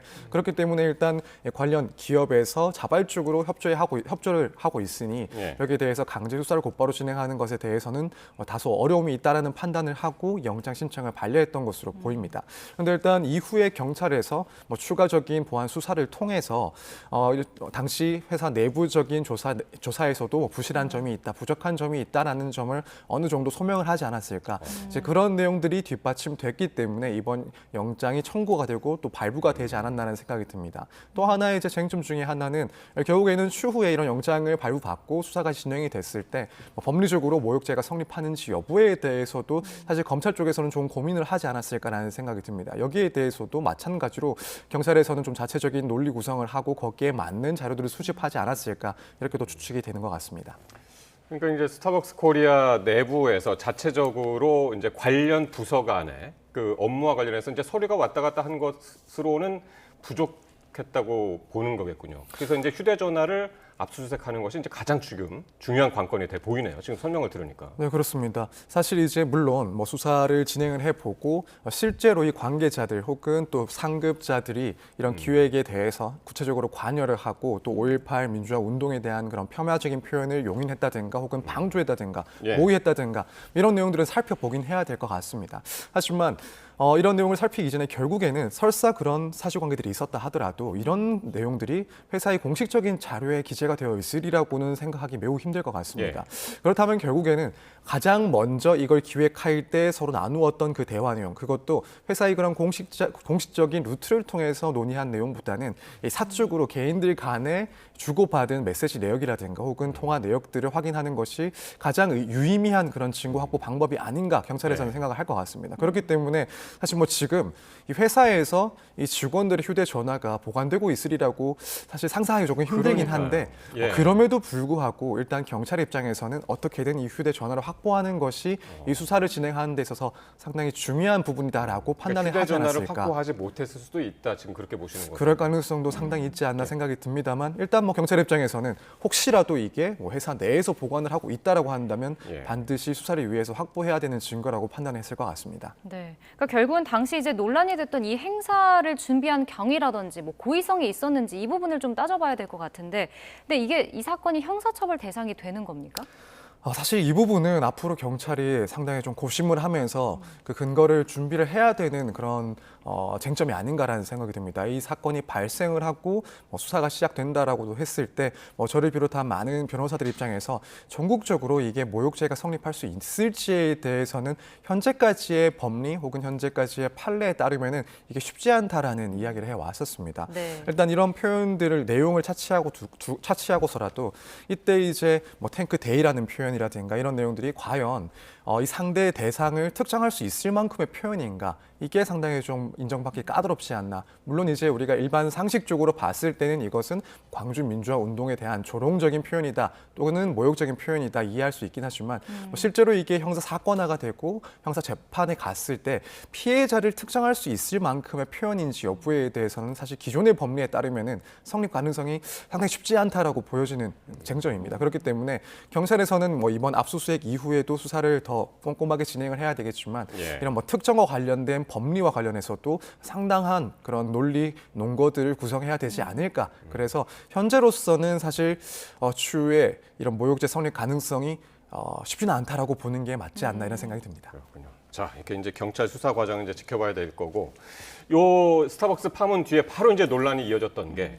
배재구 야구부 학생들이 광주제일고하고 경기 중에 스타벅스 가야지.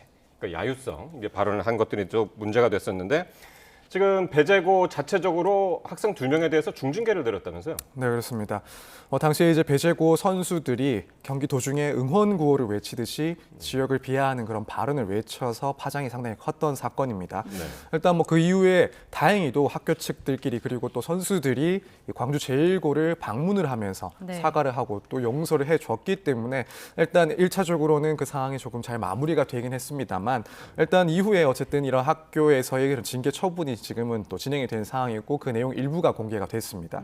일단 배제고에서는 뭐 최근에 학생 생활교육위원회를 개최를 해서 일단 해당 구호를 주도적으로 선창한 학생 2명에 대해서는 중징계 처분을 내렸다라고 지금 알려지고 있는 상황입니다. 다만 학생 개개인의 그런 신분이 또 노출되거나 특정될 수 있는 그런 걱정이 되기 때문에 일단 교육청 측에서는 뭐 구체적인 수위까지는 공개하지는 않았습니다. 그냥 네. 중징계 이렇게만 그렇습니다. 얘기를 했군요.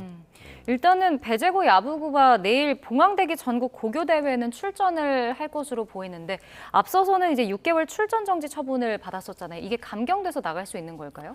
네, 그렇습니다. 이제 앞서 대한 야구 소프트볼협회 스포츠 공정위에서 이 야구부 전체에 대해서 전국대회 6개월 출전 정지라는 또 중대한 처분을 내렸었습니다.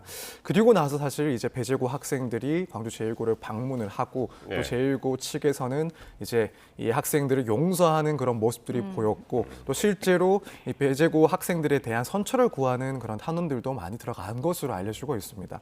그래서 이제 그때도 이야기가 나왔던 것이 그렇다면은 과연 6개월 출전 정지라는 처분이 경감될 수 있을지도 중요한 이슈 중에 하나였는데 네. 결과적으로는 1개월로 경감이 되었습니다. 아무래도 이 사안의 파급력이 뭐 사회적으로 분명히 큰 것은 맞지만 일단 당사자가 아직까지 학생이라는 점 그리고 무엇보다도 이 상대 학생들 그러니까 광주 제1고 학생들 측에서 이들의 자신들의 피해에 대해서 충분히 용서를 해주고 이것을 결국 위원회에도 제출했다는 점이 상당히 중요하게 작용했던 것으로 보입니다. 그래서 이런 점들을 충분히 참작해서 1개월로 경감이 됐다 이렇게 이해할 수 있을 것 같습니다. 예.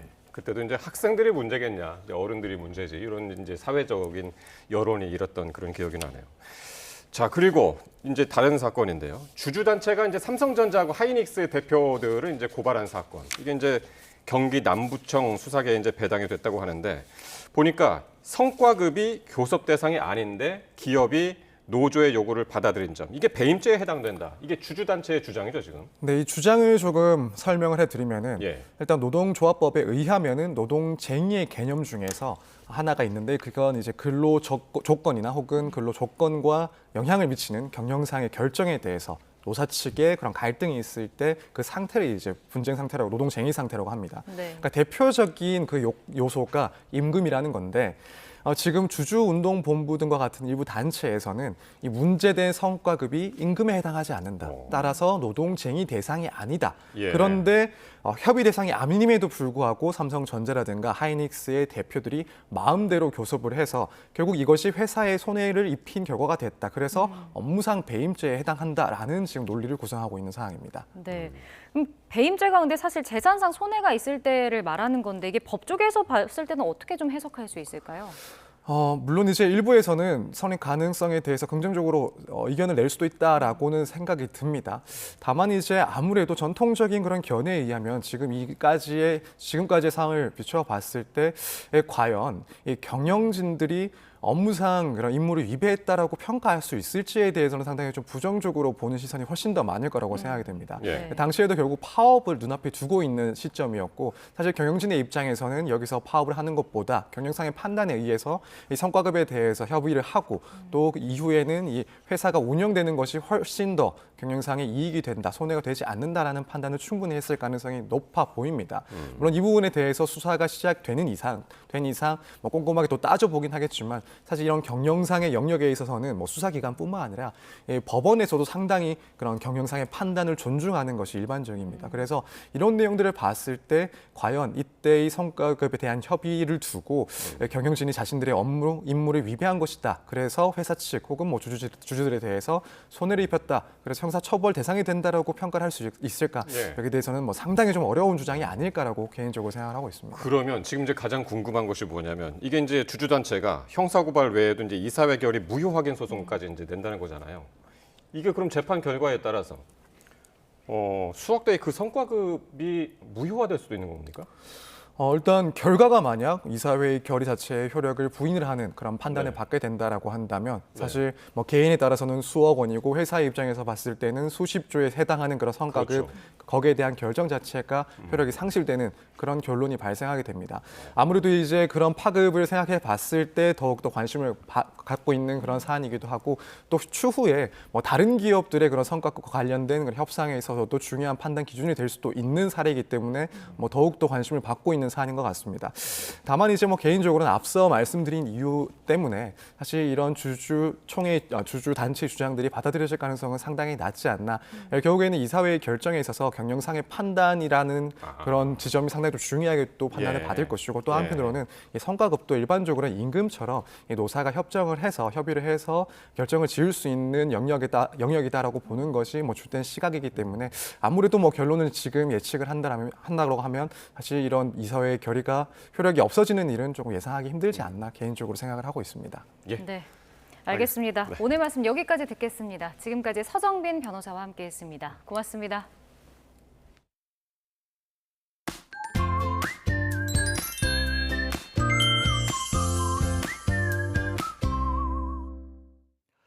아침부터 밤까지 쉴 틈 없이 더위가 이어지고 있습니다. 네, 맞습니다. 내일도 극한 더위가 멈출 줄 모르겠는데요.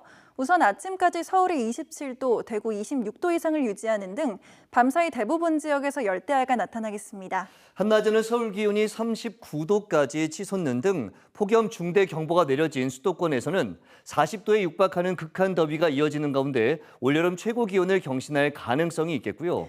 그 밖의 지역도 대전이 37도, 대구 36도까지 치솟는 등 뜨거운 날씨가 계속되겠습니다. 또 맑은 날씨 속에 자외선이 무척 강해지겠고 제주도에는 내일 오전까지 5에서 20mm의 비가 내리겠습니다. 모레도 서울 기온이 39도까지 치솟겠고 이후 주말에는 조금 기온이 내려가지만 여전히 폭염 경보 수준을 유지하겠습니다. 이런 극단적인 더위가 계속되면서 온열 질환자도 속출하고 있는데요. 만약 온열 질환자가 발생하거나 발견했다면 바로 시원한 곳으로 이동을 시켜야 합니다. 네, 요즘처럼 살인적인 더위에는 그늘에서도 더위가 심하기 때문에 되도록 실내로 이동하고 옷을 조금 느슨하게 풀어주는 것이 좋습니다. 그리고 의식이 있다면 물을 마시게 하고 땀을 많이 흘린 경우에는 이온 음료나 소금물을 먹여야 합니다. 만약 의식이 흐릿하다면 바로 119에 신고한 뒤 시원한 곳으로 옮기고 억지로 물을 먹이지 않도록 합니다. 그리고 차가운 수건 등을 이용해서 몸을 식혀주어야 하는데요. 목이나 겨드랑이, 손목과 발목 등을 차갑게 해주면 더 빨리 열을 식힐 수 있겠습니다. 날씨 캔버스의 김수연, 정수연이었습니다. YTN 뉴스 플러스 마칩니다. 시청해주신 여러분 고맙습니다.